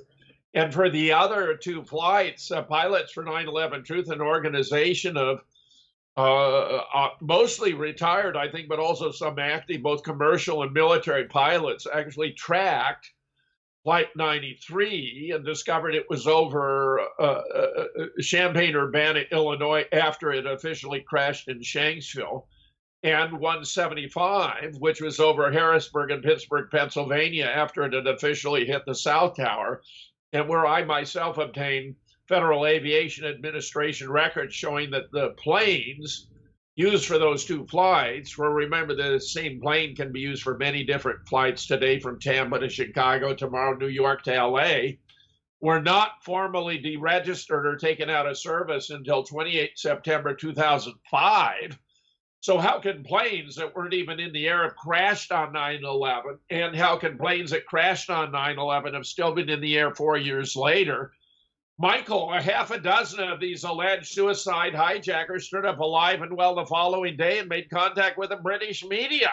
That's yes. We've heard something like that. The FBI never revised their list. I mean, it was all a crock. It was a crock. It was orchestrated, coordinated, compliments of the CIA, the neocons, and the Department of Defense, most of whom had come from the Project for a New American Century and were dual U.S.-Israeli citizens and the Mossad. It appears to have originated in the Fertile Nine of Bibi Netanyahu is trying to figure out how to get America to do the dirty work for Israel by taking out the modern Arab states that served as a counterbalance to Israel's domination of the entire region, and eventually to confront the Persian nation of Iran. And if he wasn't successful ultimately because of the intervention of Russia and Iran at the request of the Syrian government, it was not for lack of trying. Right, and of course you had all the exercises that were going off. You had Fertile Rice, an exercise that went off during August, if I'm correct here. Various exercises that had many similarities to the 9/11 attacks. Well, 9/11, actually, the police did a pretty good job. They planned to blow up all the bridges. They were arresting vans full of explosives and the Israeli operatives. I mean, it's really quite stunning when you get into it. Oh, yes. So, yeah, so they were going to isolate Manhattan. You know, it was a real massive terror campaign. And as you mentioned before, it's very hard for a lot of Americans out there to even accept that something like that even had happened. And most of you are wondering, well, it's just a conspiracy. But again, people get arrested for conspiracy all the time. What about Watergate? What about Martin Luther King? What about the FBI? Their involvement time and time again? Go ahead, Jim. Conspiracy is the most widely prosecuted crime in the United States. Absolutely. Most of these conspiracies are economic, but conspiracies are as American as apple pie. And in fact, I have an article you can download. It's entitled Thinking About Conspiracy Theories, 9/11 and JFK, where I use JFK as an introduction to get to 9/11. Everyone who's interested, I lay out the methodology for applying the principles of scientific reasoning to take conspiracy theories from theories in the weak sense of rumors, speculations, or conjectures to theories in the strong sense of empirically testable explanatory hypotheses like Newton's theory of gravitation, Einstein's theory of relativity, Darwin's theory of evolution. So that what I do is bring together these groups of experts to sort out the authentic from the inauthentic evidence to figure out what happened. And I've done it again and again and again. Right. JFK, 9/11, as well as Sandy Hook, the Boston bombing, Charlottesville, Parkland, and all that. Again, I say go to moonrockbooks.com. Think of that as your conspiracy catalog, as a research library of what really happened. I do all this because I believe the American people are entitled to know the truth about their own history. I have agree. a question, Mr. Fetzer. Moonrockbooks.com. Go ahead. I have a question, Mr. Fetzer. What position did George Bush take in all of this? Like, what? I'm just curious. You know, what You're did talking he about have? W? Yeah, like when 9/11 happened, what Well, role see, did he W play? is a dim bulb. It was really Dick Cheney who was running the shop, okay? Bush was out there, but he made a number of gaffes showing he really wasn't fully clued into what was going on. For example, he said he'd watched the first plane hit the North Tower. Well, it occurred when he was on the way to Booker Elementary School in Sarasota, Bradenton, which I remember because I was living in Bradenton at the time. Had lived in Bradenton before, so I knew of this elementary school. Now, the only way he could have seen that would have been if he was watching it on a closed circuit Secret Service channel. But there would be no reason for a closed circuit Secret Service channel to be focused on that facade of the North Tower unless they knew something was going to happen. Otherwise, it would be like watching grass grow, right? Nothing happening. Right. So he really committed a gaffe. And he said when he saw that, he thought, man, that's a really bad pilot. Now, that shows a guy who's totally out of the loop, has no idea what's really going on. And then, of course, there was the alleged second hit. And when he's sitting in the elementary school reading a book about a girl and her pet goat, where he's holding the book upside down. I mean, there's so many bizarre aspects to this. When Andy Card comes in and whispers in his ear, America is under attack. Right. There's been the second plane strike. And Bush just sits there like a deer in the headlight and does absolutely nothing for about 7 minutes. He was pale as a ghost, Jim, when that happened. Well, it's also bizarre, but, you know, he really wasn't clued in. And since, of course, the government's own theory of 19 Islamic terrorists under control of a guy off in a cave in Afghanistan is clearly a conspiracy theory itself, since it only requires 2 or more individuals collaborating together to bring about an illegal end to constitute a conspiracy. Bush had to say, what outlandish, don't believe outlandish conspiracy theories, which are the true ones, you know, rather than a fake one. I mean, my God, Osama bin Laden was our man in Afghanistan. He was instrumental in getting Stinger missiles into the hands of the Mujahideen. They used to shoot down the Soviet helicopters and planes. He was our plug. He was an officer in the CIA. Colonel Tim Osman, an official of the agency, visited him in a hospital in Dubai shortly before his death on 15 December 2001. From his medical maladies, it's tough to get dialysis machines in and out of those caves in Afghanistan. There were local obituaries about it. Both CNN and Fox News, right? His death on the 26th of December 2001. So he'd been dead for a decade when Barack Obama had the inspiration to revive him and have him die a second time in a staged rage on a compound so he could position himself for a triumphal re-election as the man who got the most wanted man in the world. Obama is a fraud from top to toe. I mean, just disgusting.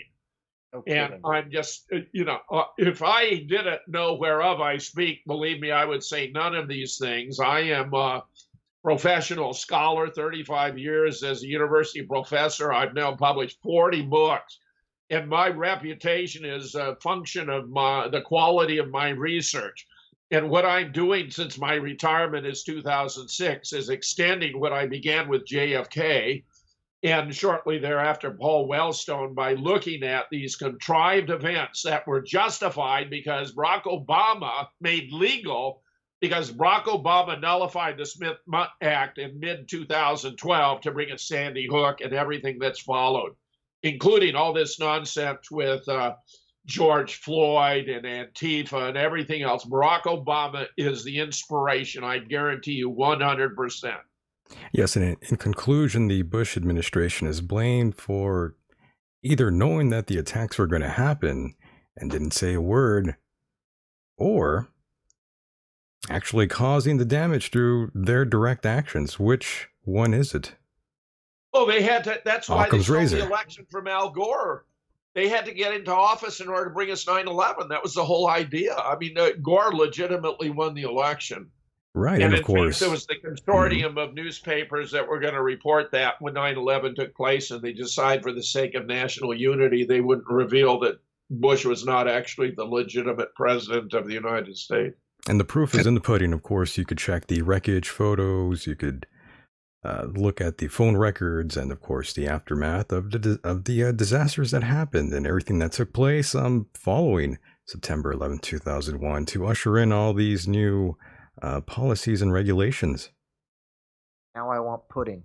I know, right? Now I do too. So I'd say, I have a lot of videos out there, but on 9/11, I think that's the good place to start. I have 2 books on 9/11. One of them is at moonrockbooks.com. You can find it there. Very nice. There's the phone. I just thank you, Michael, for having me back on the show again. You got it, brother. We'll do this again in the near future, Jim. If that phone calls for me, I'm not here. Mike, good to see you. Jim, always an interesting pleasure to talk with you. Have a good night, my friend. I enjoyed it, Mike. Thanks, Michael. Mahalo. Always. And there he goes, the one and only Mr. Jim Fetzer. And Mike, it's almost that time to go on a little break before we do round 2 here. Okay. Do you have enough gas for round 2? Enough stamina there? I got plenty of gas for the both of us right now. Very nice. I hope you don't have to... from all that stir fry that I ate before. I was going to say, don't take a shit on me now. Don't shit your pants now. Don't worry. Calm down. Calm down, Gary. Very nice. Well, Mike, we will return in a moment. Hang tight. All right. Just 5 minutes. I'll see you at 1:15. You got it. All right, buddy. All righty. And of course, boys and girls, now it is that time to go on a little break here.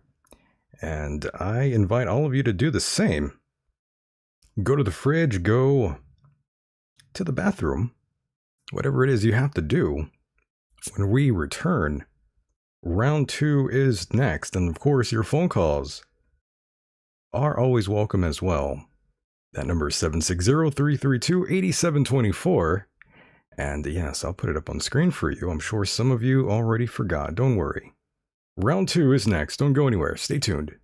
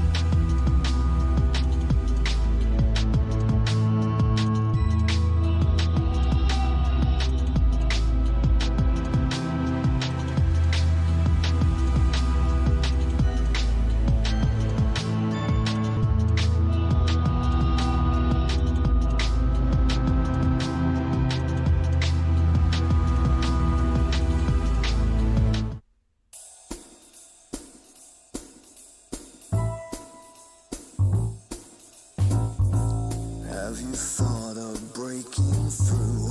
Ain't it part of what you do? Catch a victim while he's dumb, break his larynx with your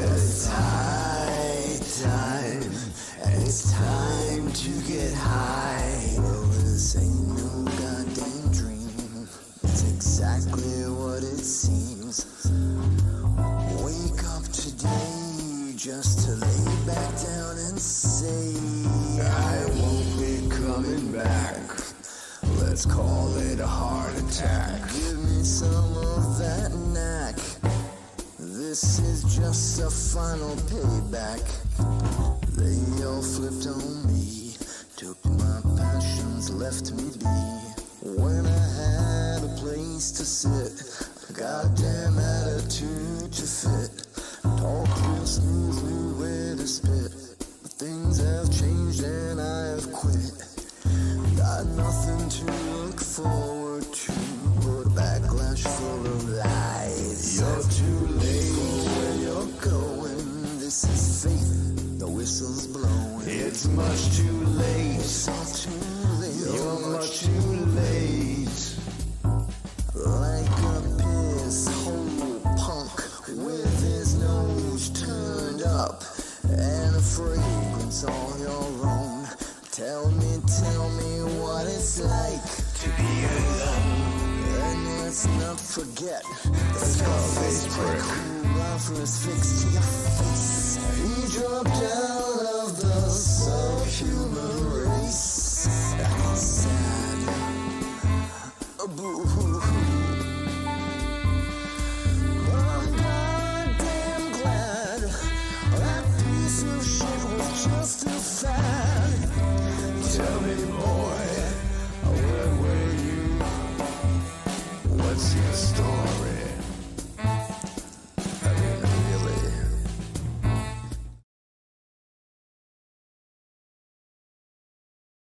And welcome back, boys and girls, for round 2 of the program. And of course, let's bring in the co-host, Mr. Mike Hideous. What's going on, Mike? How are you?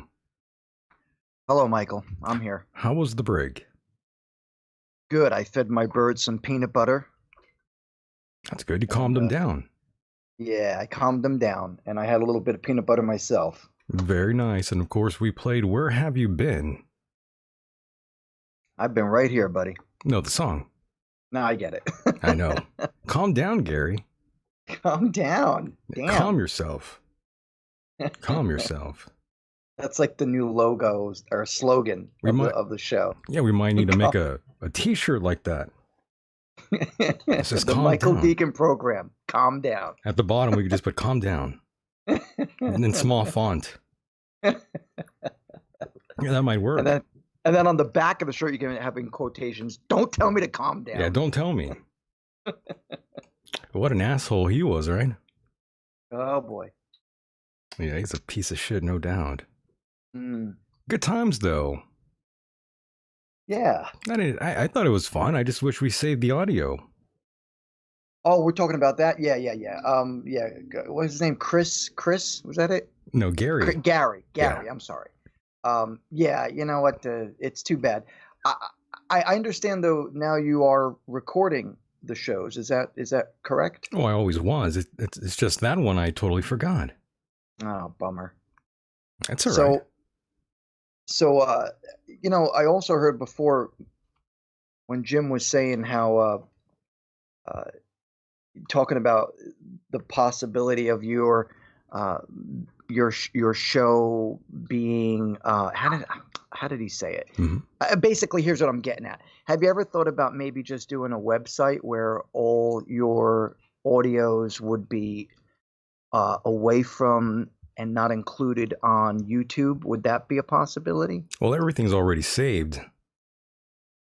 Every show except that one. That one slipped through the cracks. So when you say they're saved, the audio being saved, it's not saved through YouTube. No, well, I mean, it's up there, but all the audio is saved on various platforms as well. Okay. So it's good. Good. We're covered, but what I was getting at when I mentioned that to Jim there, the fact that we've gotten in trouble plenty of times. Me and Jim, when we're doing interviews, the time when he got in trouble with the family of, the shooting there, I can't even say it. Up in Connecticut. Right. Yeah. The father went after this channel. Unbelievable. That's right. How did you end up? I mean, you'll have to excuse me. I don't remember how it ended up getting settled. But did you have to go through any formalities or anything? Oh no, I just had to wait it. I just had to wait it out. Oh, that's good. Yeah, it's too bad though, but that's what happened. That's why I created another channel. That's the channel that we're on now. But I had a previous one. So whenever you interview the freight train, train, you have to not use his name. Is that correct? No, I mean, I can say his name. I think it's public, but I don't want to deal with those assholes anymore. Right, which is why I'm bringing it up, because I didn't know if you had to keep his name off the radar, so to speak. I don't think I have to, but I want to. I'm glad Jim didn't mention him. He's got enough issues on his own right now. Who, Jim? Yeah, with other lawsuits and shit. Yeah, I guess I could imagine that being a reality. I mean, it is what it is. It's a weird time. It's a very weird time. And of course, go ahead. No. You go right ahead. I was just going to quickly mention, speaking of people that have been taken off the air, I do have another audio clip to play you of Alex Jones, the screaming guy that you like. Okay. Yeah, I got a little clip for you. I think you're going to enjoy this one. But yes, go ahead, Mike. What were you going to say? Oh, I don't even remember. It's all right. Go on. You want to hear that already? Yep. It's all good. Oh my God. You'll like this one though. All right. It's entertaining. Starting to think about having to eat my neighbors. You think I like sizing up my neighbor, how I'm going to haul him up by a chain and chop his ass up? I'll do it. But I'm literally looking at my neighbors now and going, I'm ready to hang them up and gut them and skin them and chop them up. You know what? I'm ready. My daughters aren't starving to death. He's ready, Mike. So why don't you, because we jump right into this and now he's talking about cannibalism. Why don't you explain to me where this is all coming from? This is from a listener who sent me this. I didn't even know about this, but allegedly, Jones went off some random tangent again. Do we know why? What the topic was about? I don't even know. I don't even listen to that show. I was just given a clip from a listener and I thought, Jesus. What's his name again? That's Alex Jones, your friend. Oh, right. The guy who was talking about, yeah. I remember him now. Yeah, I don't exactly know what the hell he was talking about. Just the listener sent that to me, and I thought, wow. And yeah, Ginger X, I agree. It is old news. This is a clip I meant to play many weeks ago, but every time me and Mike get to talk, we never get to reach this point. So if you assholes can just shut the fuck up and let us do it. We'll be fine. Actually, that asshole is probably me. I think I talk too much. No, that's fine. Well, I don't really mean they're assholes, though, Mike. I'm just joking with them. I know. I love them. I think what what's his name? Jones? Mm-hmm. I think what Mr. Jones is referring to is the possibility of things coming to a point where people start becoming in situations where they're going to starve. Well, he's talking about the quarantine, basically. That's okay. Yeah, that's what it was. This was back in like May. Okay. Mm-hmm. If I recall correctly. It kind of makes sense if he was talking about the fact that people like myself who have pretty much lost all my ability to make any income at a job, how we're going to survive without any money. Right. And Michael, I don't want to be the guy who sits and who suckles on the teat of the government to get money. I mean, I don't want to be that person. It's kind of complicated because of the situation I'm in, but I also don't want to have to rely completely on the government that is going to.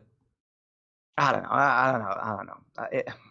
I should probably just shut up. No, they're telling you, Lilith in the chat room, she's letting you have it, Mike. She says, "Don't worry, Mike. We can always call for pizza delivery." Love that pizza delivery. They thing, love man. pizza out here. See, the thing is, I just couldn't do that. I can't. I've done it before, but my car would not make it. My car is already on its last legs, and I think delivering pizza would not bring in enough compared to, what I was making as a photographer, as a professional photographer.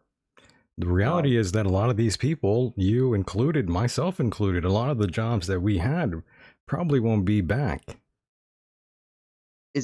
Are you saying that the career that you were in, have you also lost that? Most likely. Really? I don't see a return. I haven't been emailed or called about anything slowly coming back. So I have to say it, Was the store or facility that you were associated with, are they still closed? I believe so. Yeah. Everything's still shut down. But yes, the clip that we were discussing, he was being sarcastic.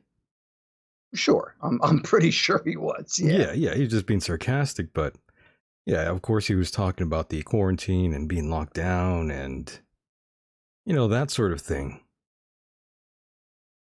Well, fortunately, I don't think I'd ever have to eat human flesh. I know none of us will, considering where I live. But I wouldn't be afraid to try it. I'll tell you that. I have. You're gonna eat someone, Mike. I wouldn't mind. It wouldn't bother me one bit. I'll tell you why. And that might sound really sick, but let me explain why. Are you gonna eat Hillary's body? I would eat her first, but would you eat her out? That sounded weird. No. So you wouldn't eat her out. Okay, good. I would go out and eat her. But you wouldn't eat her out. Okay. Just trying to, go to basics, get some details. Let's be specific on that. Now, what I'm getting at is this, Michael.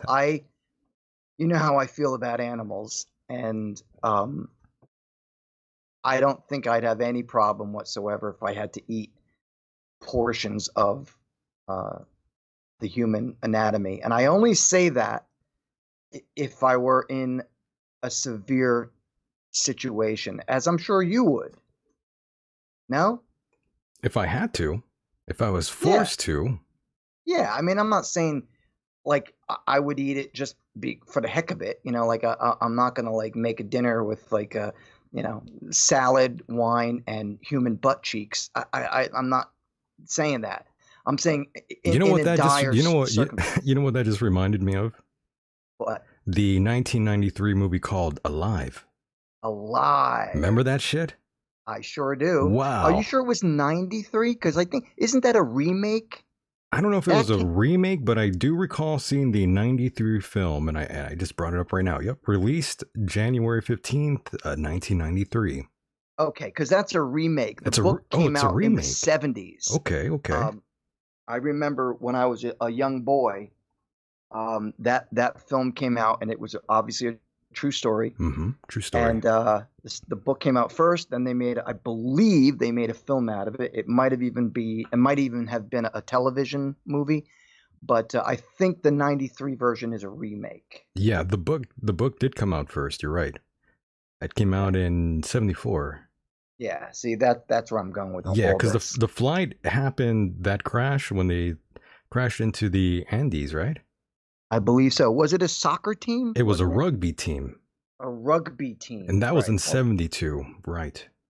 Mm-hmm. So yeah, when you said butt, I'm like, didn't they eat that in the movie Alive? I'm pretty sure they did. They had to carve up parts of the people's backs, buttocks, calves, thighs, all of the muscly parts of the human anatomy. They ate the ass. Yeah, well, not the ass, the buttocks. So a big difference there, Michael. Big difference. That's true, but I was being naughty. I know. But yeah, Alive. Now- Good film, though. now If you it- haven't seen it, boys and girls out there, check it out. If what's her name? We were talking about her yesterday. Oh, damn it. Conway West's wife, the Kardashian. Oh, yeah. If she Kim had been on that Kardashian. plane, they could have eaten for months because her ass is bigger than an elephant. That's very true. That's right.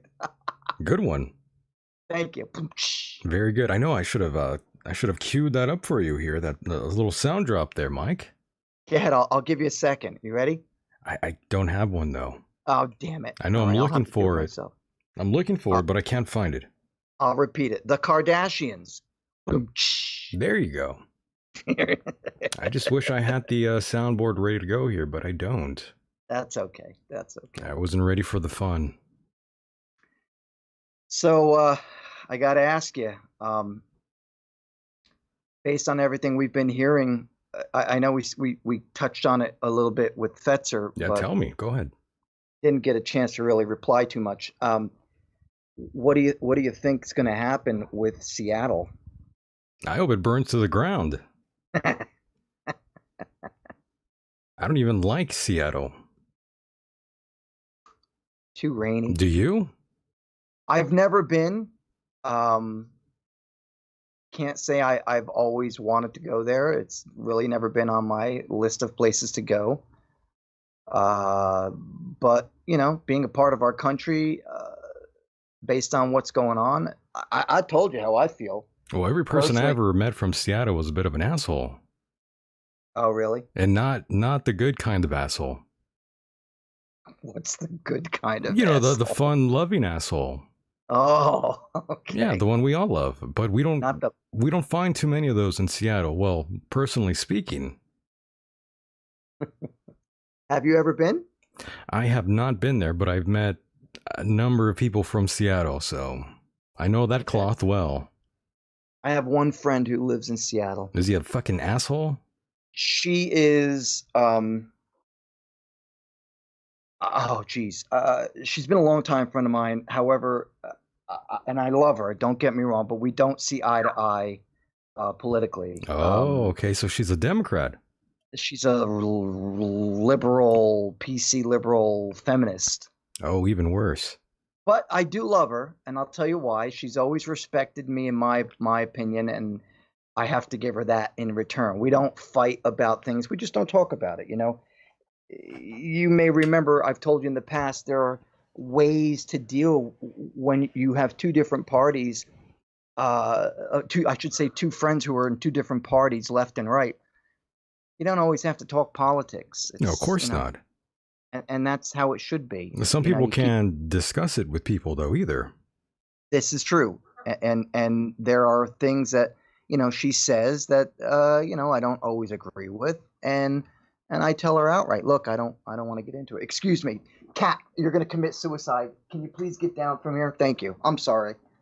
My cat was like walking on the banister of my loft where I'm sitting. We need to get you a cat lady. You know, the last time I talked to you, you revealed to me that you haven't gotten laid in a while.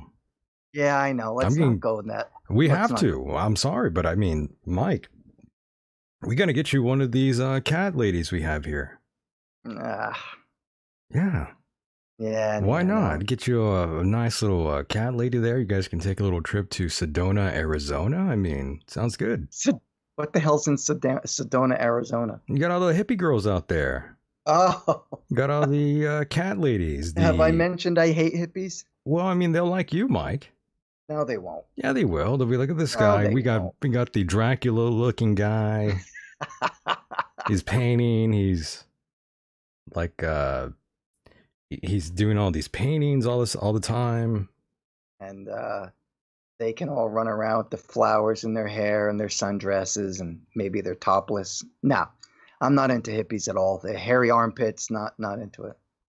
Well, that's too bad. I think you would really like it out there, Mike. You have all these cat ladies out there, especially in New Mexico too. I'm not doubting it. All I'm saying is that I've never ever been into the whole hippie movement. Just not a fan. I strongly believe that hippies and the hippie movement of the 60s is what brought us to where we are today. Now, Brett Lewis in the chat says, big woo, Mike, and they have money. Robin's saying lots of woo-woo in Sedona. So wait, he's saying hippies have money? Apparently. Well, I don't know if he's saying that exactly, but yeah. He or she, that person. I don't see that being, that's like an oxymoron. Why would hippies have money? That's complete, that defies what they believe in. Derek in the chat says hippies stink. That's because they don't shave their arms or their legs. I don't disagree. I've met a few that definitely rocked the underarm bush. Not good.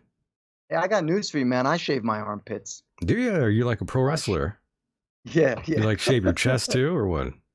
I used to. When I was in the band years ago, I used to shave my whole body. I used to, when I used to go on stage, I would wear this. I used to wear this leather harness. Right. Which is basically leather straps that have O-rings to keep it together and a couple of buckles. And a lot of times I would shave my chest so that the hair around my nipples wouldn't get caught in the O-rings of the. Well, that sounds smart. Yeah, that sounds something like you should be doing. Right. Yeah. And then smart. And then it just kept going. I was doing my arms a lot every time we did a show, so you could see my tattoos better. And then again, the armpits just. I noticed that when I shave my armpits, I don't stink like a monster when I perspire. Good, yeah. I'm glad you were keeping up there with the hygiene. You were more. Some people think it's strange, but I don't. Doyle from the Misfits and Jerry, they used to shave their chests. Yeah, all the time. All the time. So I don't see it as a strange thing. Just I shave my armpits just so I don't stink. I just think that would be kind of you would get a little bit itchy there after a while. You do. You get used to it though, and it's not terribly bad under your arms. It's probably more annoying on your nutsack than it is anywhere else. Yeah, I got to put Febreze. You got to put that one stuff there, that one gel, Nair. That's what it's called. Yeah, there we go. Nair. You remember that hair removal gel? I don't know. Did you ever use Nair on your nutsack before? I didn't, but I knew someone who did. And they told me all about it. They didn't burn them, but they said that smell is bad. Does it really? Yeah, they told me it was a real bad smell. I guess it's a chemical, obviously, that removes your hair. I guess correct. It would smell back. But I've used in the past. I've used the razor, so to speak, or the clipper. Apparently, Brett in the chat room says Sedona is a wealthy area. Okay.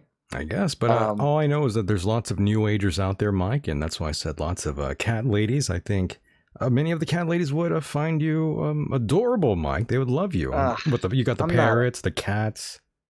Yeah, but I'm not adorable. I'm a Satanist who has a lot of social issues with people. I really don't think they would find me appealing at all. Because, and you don't think they don't? You don't think they don't have those issues, Mike?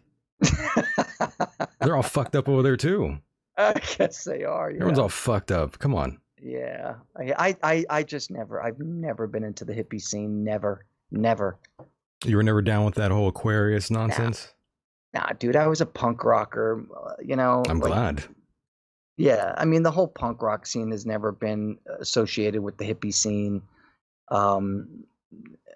What can I say? But I do agree, right? I do agree with Nish in the chat, though. She says Sedona is gorgeous, and I've never been there, but I have seen many photographs, and it is quite nice out there. I'm sure it is. Yeah, it's nice Arizona, you said, right? Mm-hmm. Yeah, it's I've only flown over Arizona. I've never actually been in Arizona on the ground. And remember, Mike, you don't actually have to own a cat to be a cat lady or a cat lady man. That's right. I'm a cat person. I don't really consider you one, though. I mean, you have to have more than a couple of cats. Okay, that's true. But you don't even need to own a cat to be a cat lady. You don't have that mentality, though. It's a mentality. You've never seen me with my cats. Oh, Mike, are you crawling around on the ground there? I'll tell you, animals bring out the child in me. Oh, shit.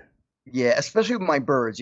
With birds, with parrots, it's imperative that you speak baby talk to them because it's a sign. Well, not a sign, but it's a way to keep them calm. Believe it or not, talking baby talk to any type of animal, animals are the equivalent of, babies or small children.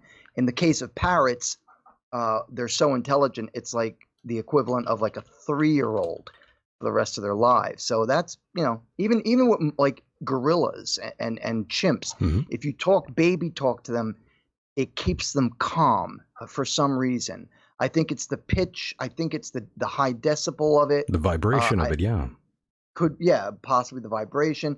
All I know is that the books that I've read about parrots before I got a parrot told me that doing that actually helps keep the birds calm. So again, when I'm around animals, I'm not Mike Hideous. I'm Mike Snow White. The snowflake. Yeah. Oh my goodness, Mike! I had no idea. No, nobody does. We're gonna need to mic you up one day and let you baby talk to the parrot there. Yeah. Sergeant. Yep. Sergeant and Kiki. Sergeant and Kiki, right? And Yoda. Yoda is the little parrotlet I have. I don't think I've heard that one yet, have I? Well, parrotlets are the smallest parrots in the world. They're literally smaller than parakeets. They're from the South Pacific Islands, and they I had two. I had Yoda and Kermit and Yoda. Kermit died. He was the male. And ever since Yoda, the female, she's been very depressed, very upset.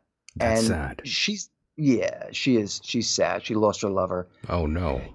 And so all Yoda really does is she whistles. Ah, nice. She doesn't talk like the bigger parrots. Although I've heard male parrotlets actually speak, but they speak at such a high decibel you can barely make out what they're saying. Interesting. I had no idea.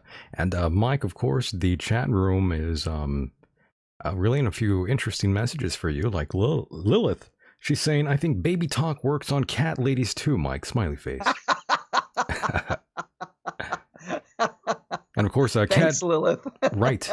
And of course, Cat Mandu, she says, Mike, the animal whisperer. Ah, yes. Cat Mandu. I know who that is. Thanks, Cat.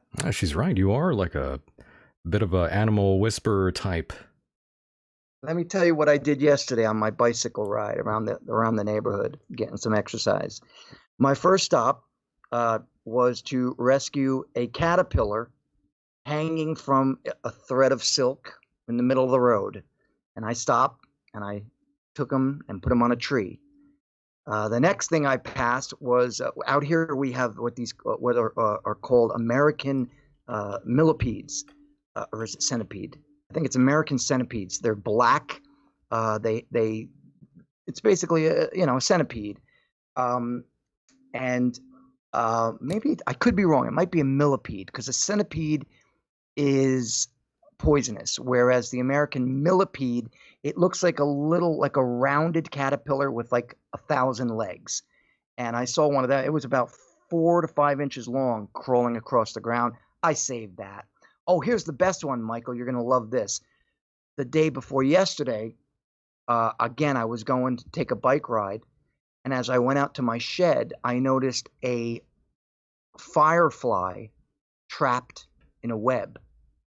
I took that firefly out of that web, and I spent about 10 to 15 minutes in my art room on my art table with my magnifying glasses on, carefully taking off each strand of web to free this little insect. Wow. Yeah, and I saved him, and he went and flew away. That's very kind of you. Yeah, that's the kind of guy I am. Very nice.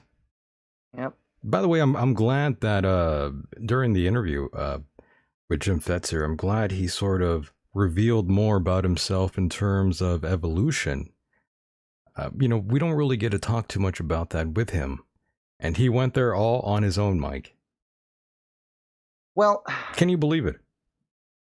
I have to say, there were some things that he brought up about that made perfect scientific proof. On the other hand, if he was referring to the fact that the reason and again, I'm stepping into very delicate territory here, but I don't think the reason that the polls, which indicate that blacks are more prone to crime, I personally don't think it has anything to do with the fact of them their heritage coming from Africa or Haiti or pretty much Africa, actually. I think that's what he was getting at, right? I was a little confused at first, too, when he went on that tangent there. I was a little bit perplexed at what he was trying to bring together.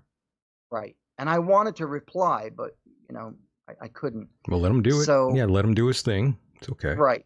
Mm-hmm. But I personally don't think it has anything to do with heritage. I also don't think it has anything to do with the slavery from 150 to 200 years ago. I have read the polls just as he is, and all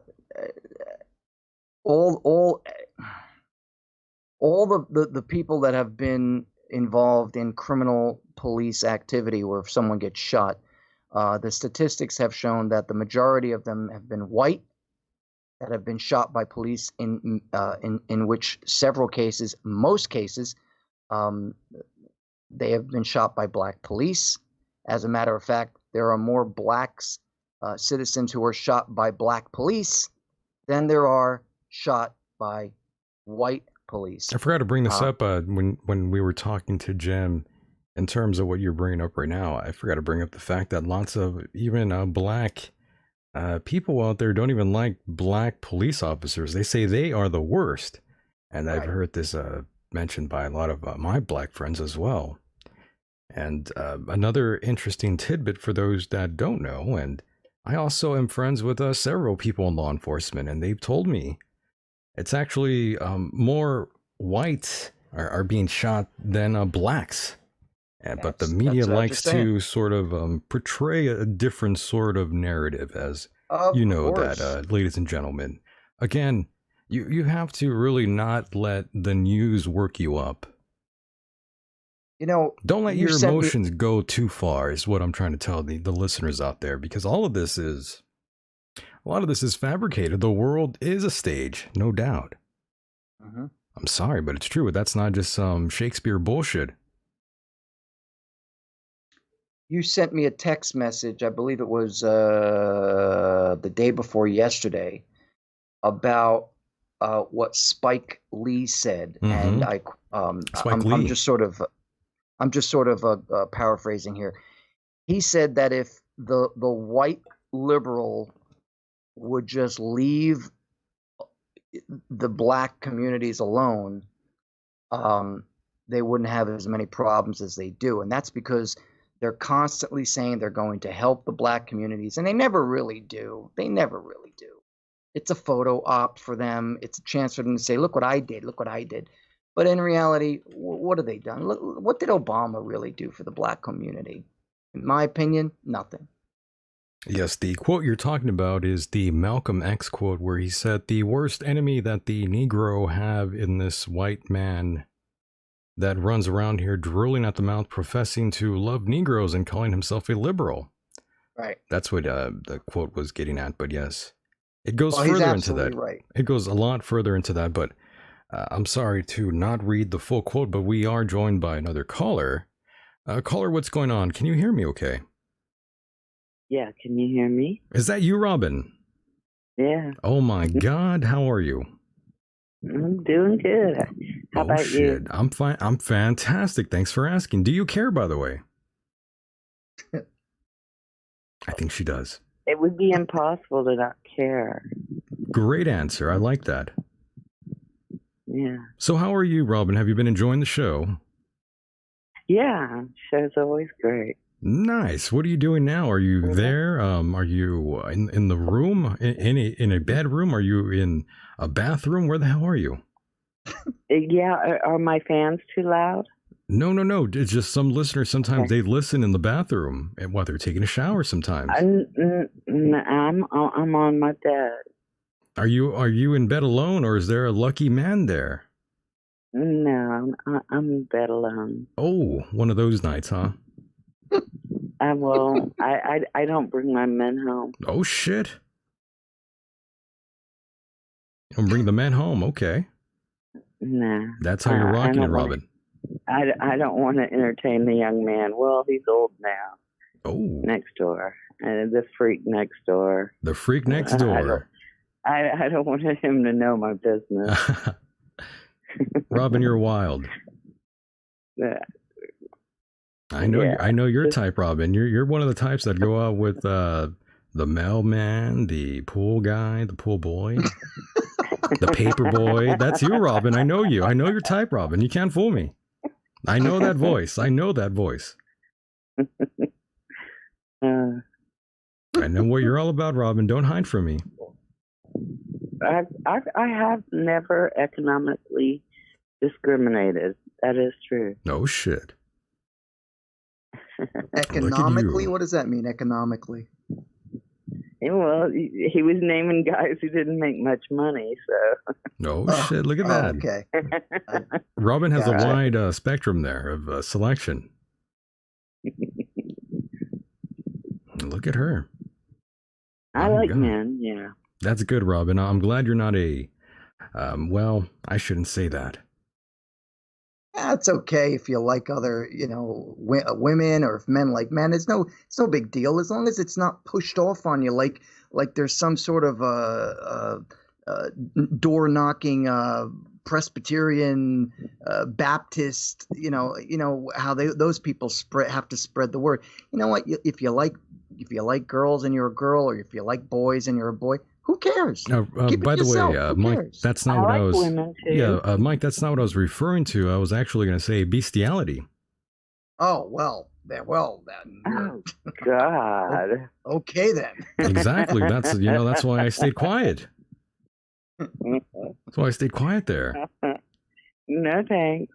Good. Well, I don't know. I'm sure Mike knows birds like to hump your arm. Oh shit, like Mike!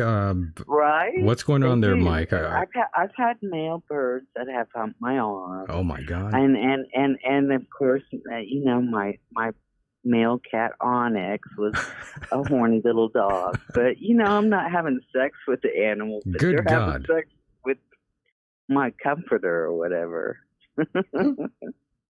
Are your birds getting freaky with your arm there, Mike? They've never done that, but both my birds, I have a male and a female. I have Sergeant is a male, Kiki is a female, two different species of parrot. And they show their affection to me by throwing up. When they regurgitate. Yeah. Is that what you're doing, Mike? I have seen parakeets that do hump your finger or something, and they end up actually giving you a gift after that. Yeah. I hope you're not chewing up food and giving it to the bird, Mike. Say that again, Michael? Yeah. I said I hope you're not chewing up food and giving it to the bird. I used to do that when Captain was alive. I used to eat food, and it all started out as a trick. I used to feed him from my mouth. I would eat something, and then he'd come up to me. He'd crawl up my leg, up my arm, all the way up to my face, and I'd give them a little food from my mouth. But I don't do that with these birds. I'm not at that point yet. Damn, all out with the animals. Yeah. Well, you know me, man. I love them all. You really get in there. You're like the Heath Ledger of the birds there. Heath Ledger? Why? What the hell did he have? He's like a character actor, You get deep in there. A Brokeback Mountain, You had to get in character. Gotcha. Right. Okay. You got the reference. There you go. Terrible. I know. I'm sorry. I apologize. As long as we're not sharing cows with cud. As long as we're not sharing needles. But I can you imagine if we didn't get our milk in the bottles? We're up there on a cow. Oh my goodness. On their tit, right? Oh, there's a great scene. Imagine that. there's a great scene in a movie called The Witch, which if you haven't seen it, it's amazing. But it's a movie that came out, I believe, in 2016 or 15. Just unbelievable. And there's a scene where the witch is sucking on the teat of a goat, and it's just so frightening. Oh, it's so frightening. It's so frightening. I'm already scared. And Robin, by the way, Robin, I gotta say, I feel like I can't exactly ask you how old you are, because that would be inappropriate, right? Oh no, that's okay. Don't answer if you don't want. You might need to help me because I do this thing. It started when I was actually young. That I would just say like I'm going on the next decade, whatever that was. Right. And then it got to where it was like, well, I can't count that high. So I'm not exactly. I think I'm 57 or 57. 8. Okay. I was just. I'm not. I know. And cops hate this when you start doing this shit. It's like, oh God, I can't count that high. I was just gonna ask you, Robin. I was gonna say, do you find Bernie Sanders or Joe Biden attractive? Oh God, no. Be honest. No. You don't think Joe Biden is a good-looking older Caucasian male? Oh God. With those sunglasses, imagine him giving you the moves, Robin. He walks in and he's Although, I've got my older friend. I've got friends who are older than me. Yeah. Oh shit! And they get the job done. And after I got divorced at 39, it really sucked because I looked so young. Right. That these guys whose mother was younger than me were trying to pick me up. And I'm like, oh, fuck. I just divorced my mother-in-law. That's true. You got to get away from her. You must get away from her. I can do one that's younger than me. Dating a younger man. Is that, Robin, have you done that before? Oh, yeah. You get down that way. Okay. I mean, well, at a certain age, things change. I mean, when you're really young, there's not many years difference, right? At like older and younger matters. But then you reach an age and you just let go. You just kind of, it's different. You just, I don't think Michael. I don't know. But at that time, I don't think Michael knows what that's like. Exactly, I don't know. So what I'm saying is, so you come to a point where you're just kind of like, taking anything you can get, basically.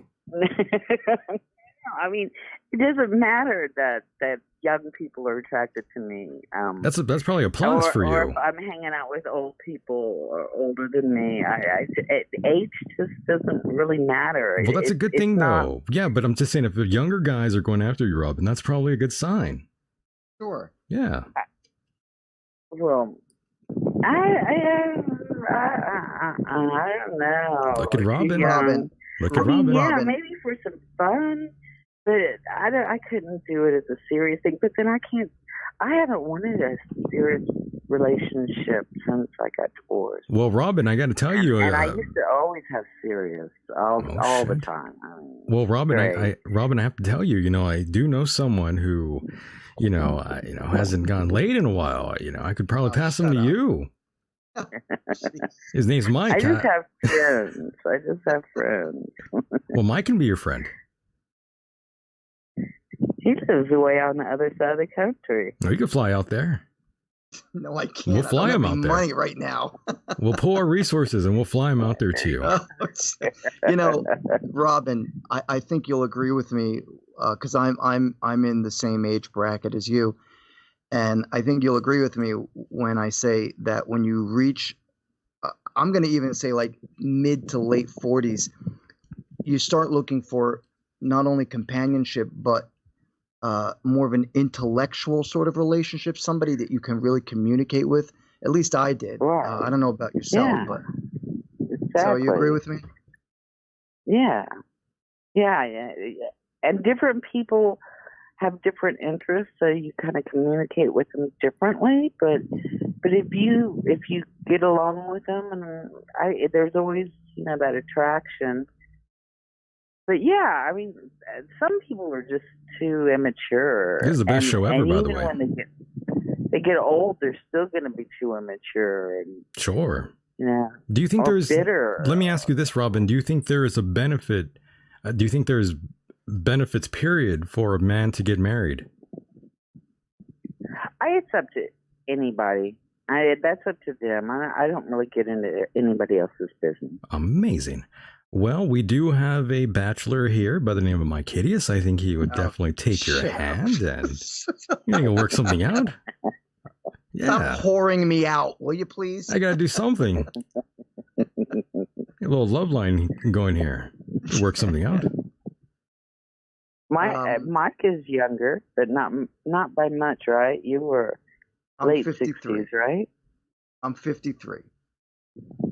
Oh, yeah. Well, I was born in 62. Mm-hmm. Oh. I was born in 66, the year of the devil. So we're still in our 50s? Yep. Oh, that's good. I'm telling you, Mike, you're going to have to take her down. I was worried I was like 67 or something like that. Robin, Mike is going to have to take you down. I'll take you downtown. Wait a minute. Did she just say she thought I was in my 60s? No, I thought I was in my 60s. I was like, oh, shit. Am I in my 60s? Oh. I just forget that shit. This is probably one of the best episodes, by the way. And then I get to get excited because then I'm younger than I thought I was. So. Oh, Mike's going to get you plenty excited. I got my pimp over here. It's too bad he lives on the other side of the country. I know, it's too bad that you're way over there, Mike. So you need to move out here, closer to Robin. Oh, yeah, I want to move closer to California. That's what I want to do. Well, I mean, you'll be fine there. You're not... I don't live in California. Oh, yeah, but I understand. Yeah, we do get that, though. I'd have to get rid of all my guns. But California's moving to Texas, so... Wait, what? That's right. Lots of people in California are moving to Texas. You're right about that. That's Robin. right. Yeah.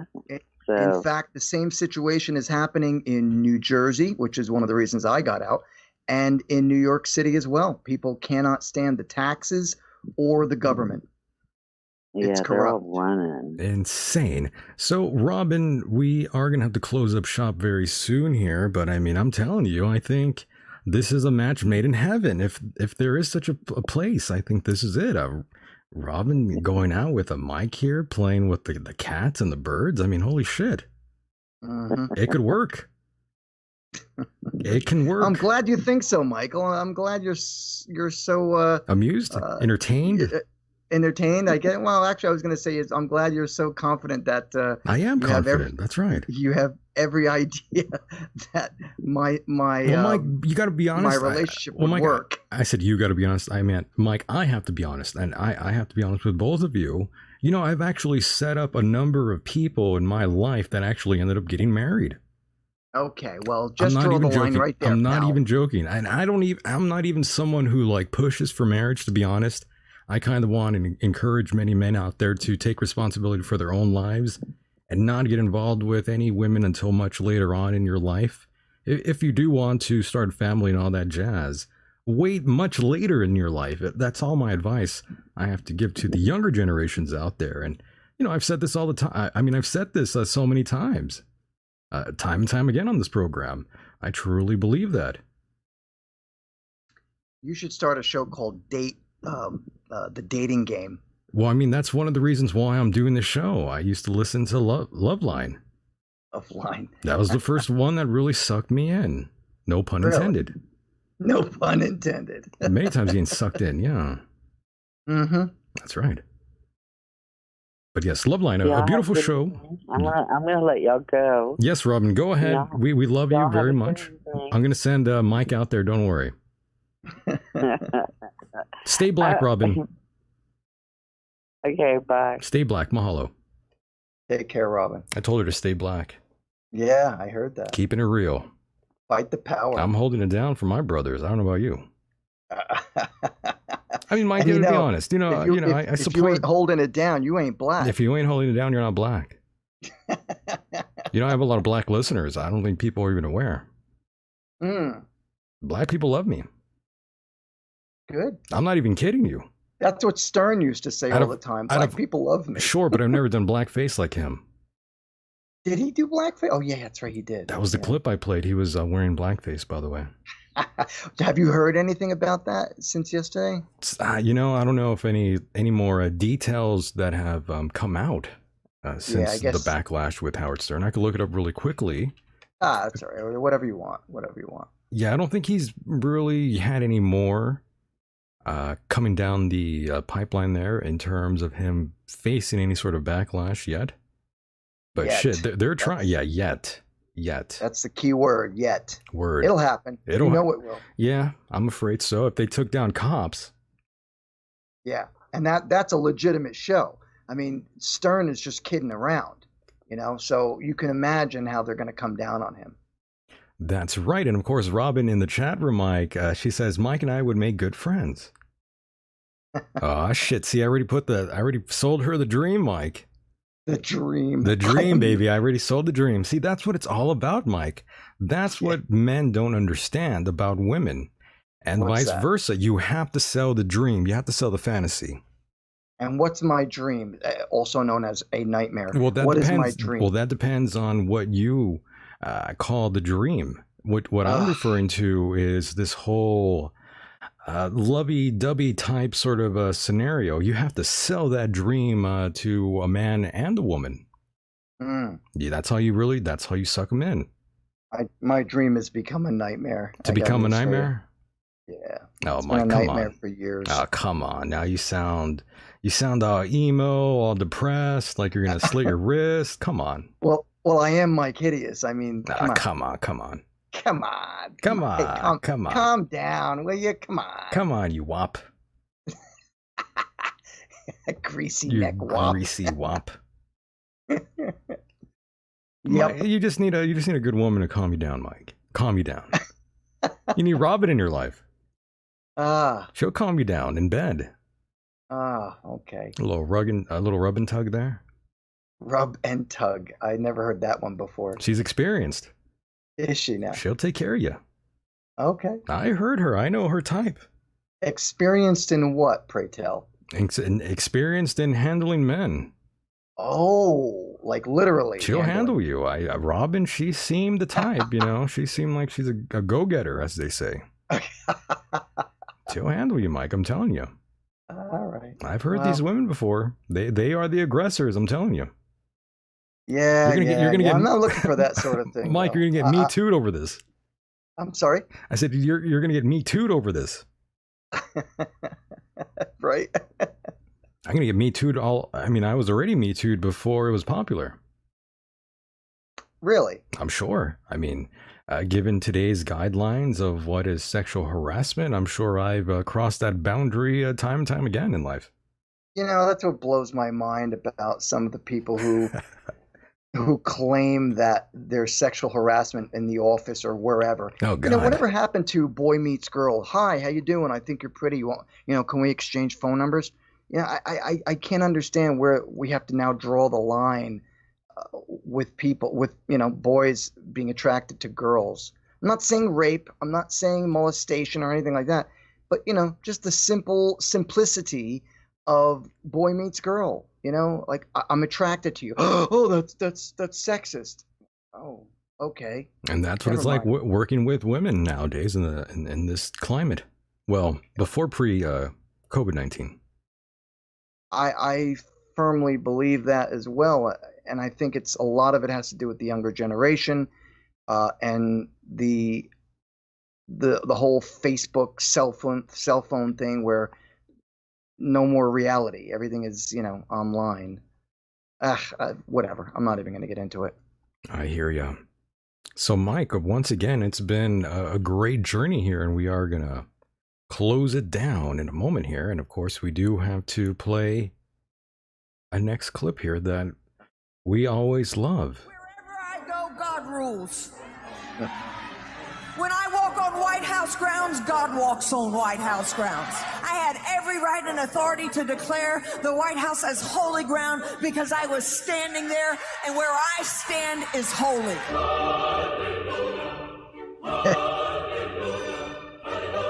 To say no to President Trump would be saying no to God. And I won't do that. We are in a spiritual war right now. Let every demonic network that has aligned itself against the purpose, against the calling of President Trump, let it be broken, let it be torn down in the name of Jesus. You want me to tell you what my thoughts are? The thoughts of the King of Kings, the thoughts of the Lord of Lords. I'm downloading heaven. Can you imagine knocking it out with that? No, I can't. Good I can't God even, Almighty! I can't even imagine being next to that. Oh, Mike, can you believe sleeping with that woman? No, I can't. She's a wacko. Can you believe it? Well, there's 3 other males that agree with you. Oh, good. I can't believe what a that. crackpot, honestly. And she's not the only one. There's so many that are religious that take it to that level, and it's frightening. And they call me crazy. Put your hand on that television set. No, boy. Yes. I had to do it. Thank you, Jesus.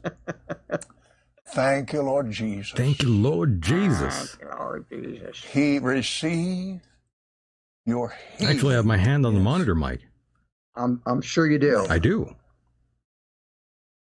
Say it, I take it. I'm receiving the word of God right now. It's mine. It's mine. I thank you and praise you for it. Yes. And I forgive if I have aught against any. And I praise you that I'm well and whole. I praise you that I'm well and whole. Yes. According to the word of God.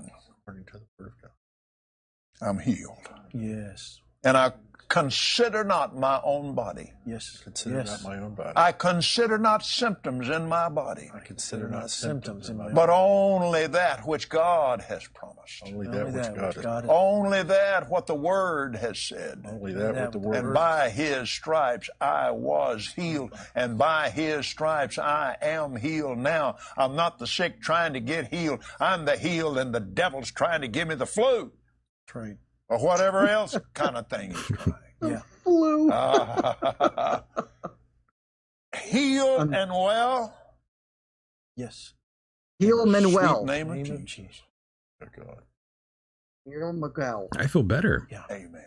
Amen. Hallelujah. Hallelujah. So yeah, that made me feel a lot better. Did he say, yeah, he did say, the devil is trying to give you the flu. Is that the most pathetic thing you've ever heard? That's a conspiracy. Mm-hmm. It really is. They crack me up. They blame everything that's bad on the devil and everything good on the Lord.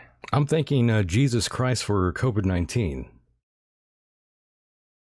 You're thinking what? I'm thanking Jesus Christ for COVID-19, Mike. Oh, you're thanking him, right? Okay. I'm thanking him. Well, you know what? If God creates everything, then he certainly created AIDS, cancer, the flu, diabetes, and everything else. Thank you for the AIDS, God. Yeah, thanks a lot, God. Yeah, thanks for the HIV. Yeah, hope HIV you're happy. positive. I'm happy. Hope you're laughing up there on your cloud. Amazing. So, Mike, once again, I do want to thank you tremendously for being a part of the program. And of course, we have another assignment tomorrow night. Yes, sir. We have Mr. Marshall Masters. Right? Looking forward to that. I'm going to blame COVID-19 on Obama. Oh, that's racist, dude. I'm sorry. I'm going to blame Lindsey Graham. That's better. I think I'm going to blame Paula White. I'm going to blame Paul McCartney. I think he's a great candidate for COVID-19. He might get wiped out soon. I'm the Beatles. Praise AIDS, no doubt. Praise the sinners.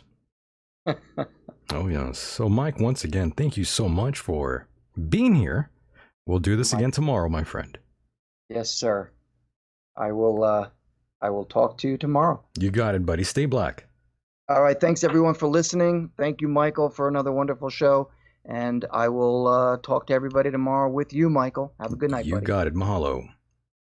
And there he goes, boys and girls, the one and only Mr. Mike Hideous. And of course, I want to thank all of you out there tremendously for also being a part of this program. It is quite delicious, I do agree. Thank you to all the mods out there for making it happen. And of course, if you want bonus material, you can find that by going to patreon.com/Michael Decon or PayPal. Donate there, and it is in the description. Go there, and of course, I will personally send you all the Patreon episodes for you. No worries. That's patreon.com or in the description below. It's right there. And of course, download the podcast rendition on popular platforms like iTunes, Stitcher, CastBox, and Spotify. International listeners out there, thank you as well for all your support. Love all of you out there in Canada, Germany, the UK, Australia, Norway, Brazil. Am I missing someone? I'm not sure, but those have been the most recent individuals out there who have reached out to me, and I appreciate that. It's always nice to see those emails. Now, there's nothing more frightening than reality. I hope you all well out there. I hope the very best. Friend and foe, hopefully all goes well in your life in the end. And with that said, the world is a mysterious place, and life itself is a mystery. Until next time, good night, everybody.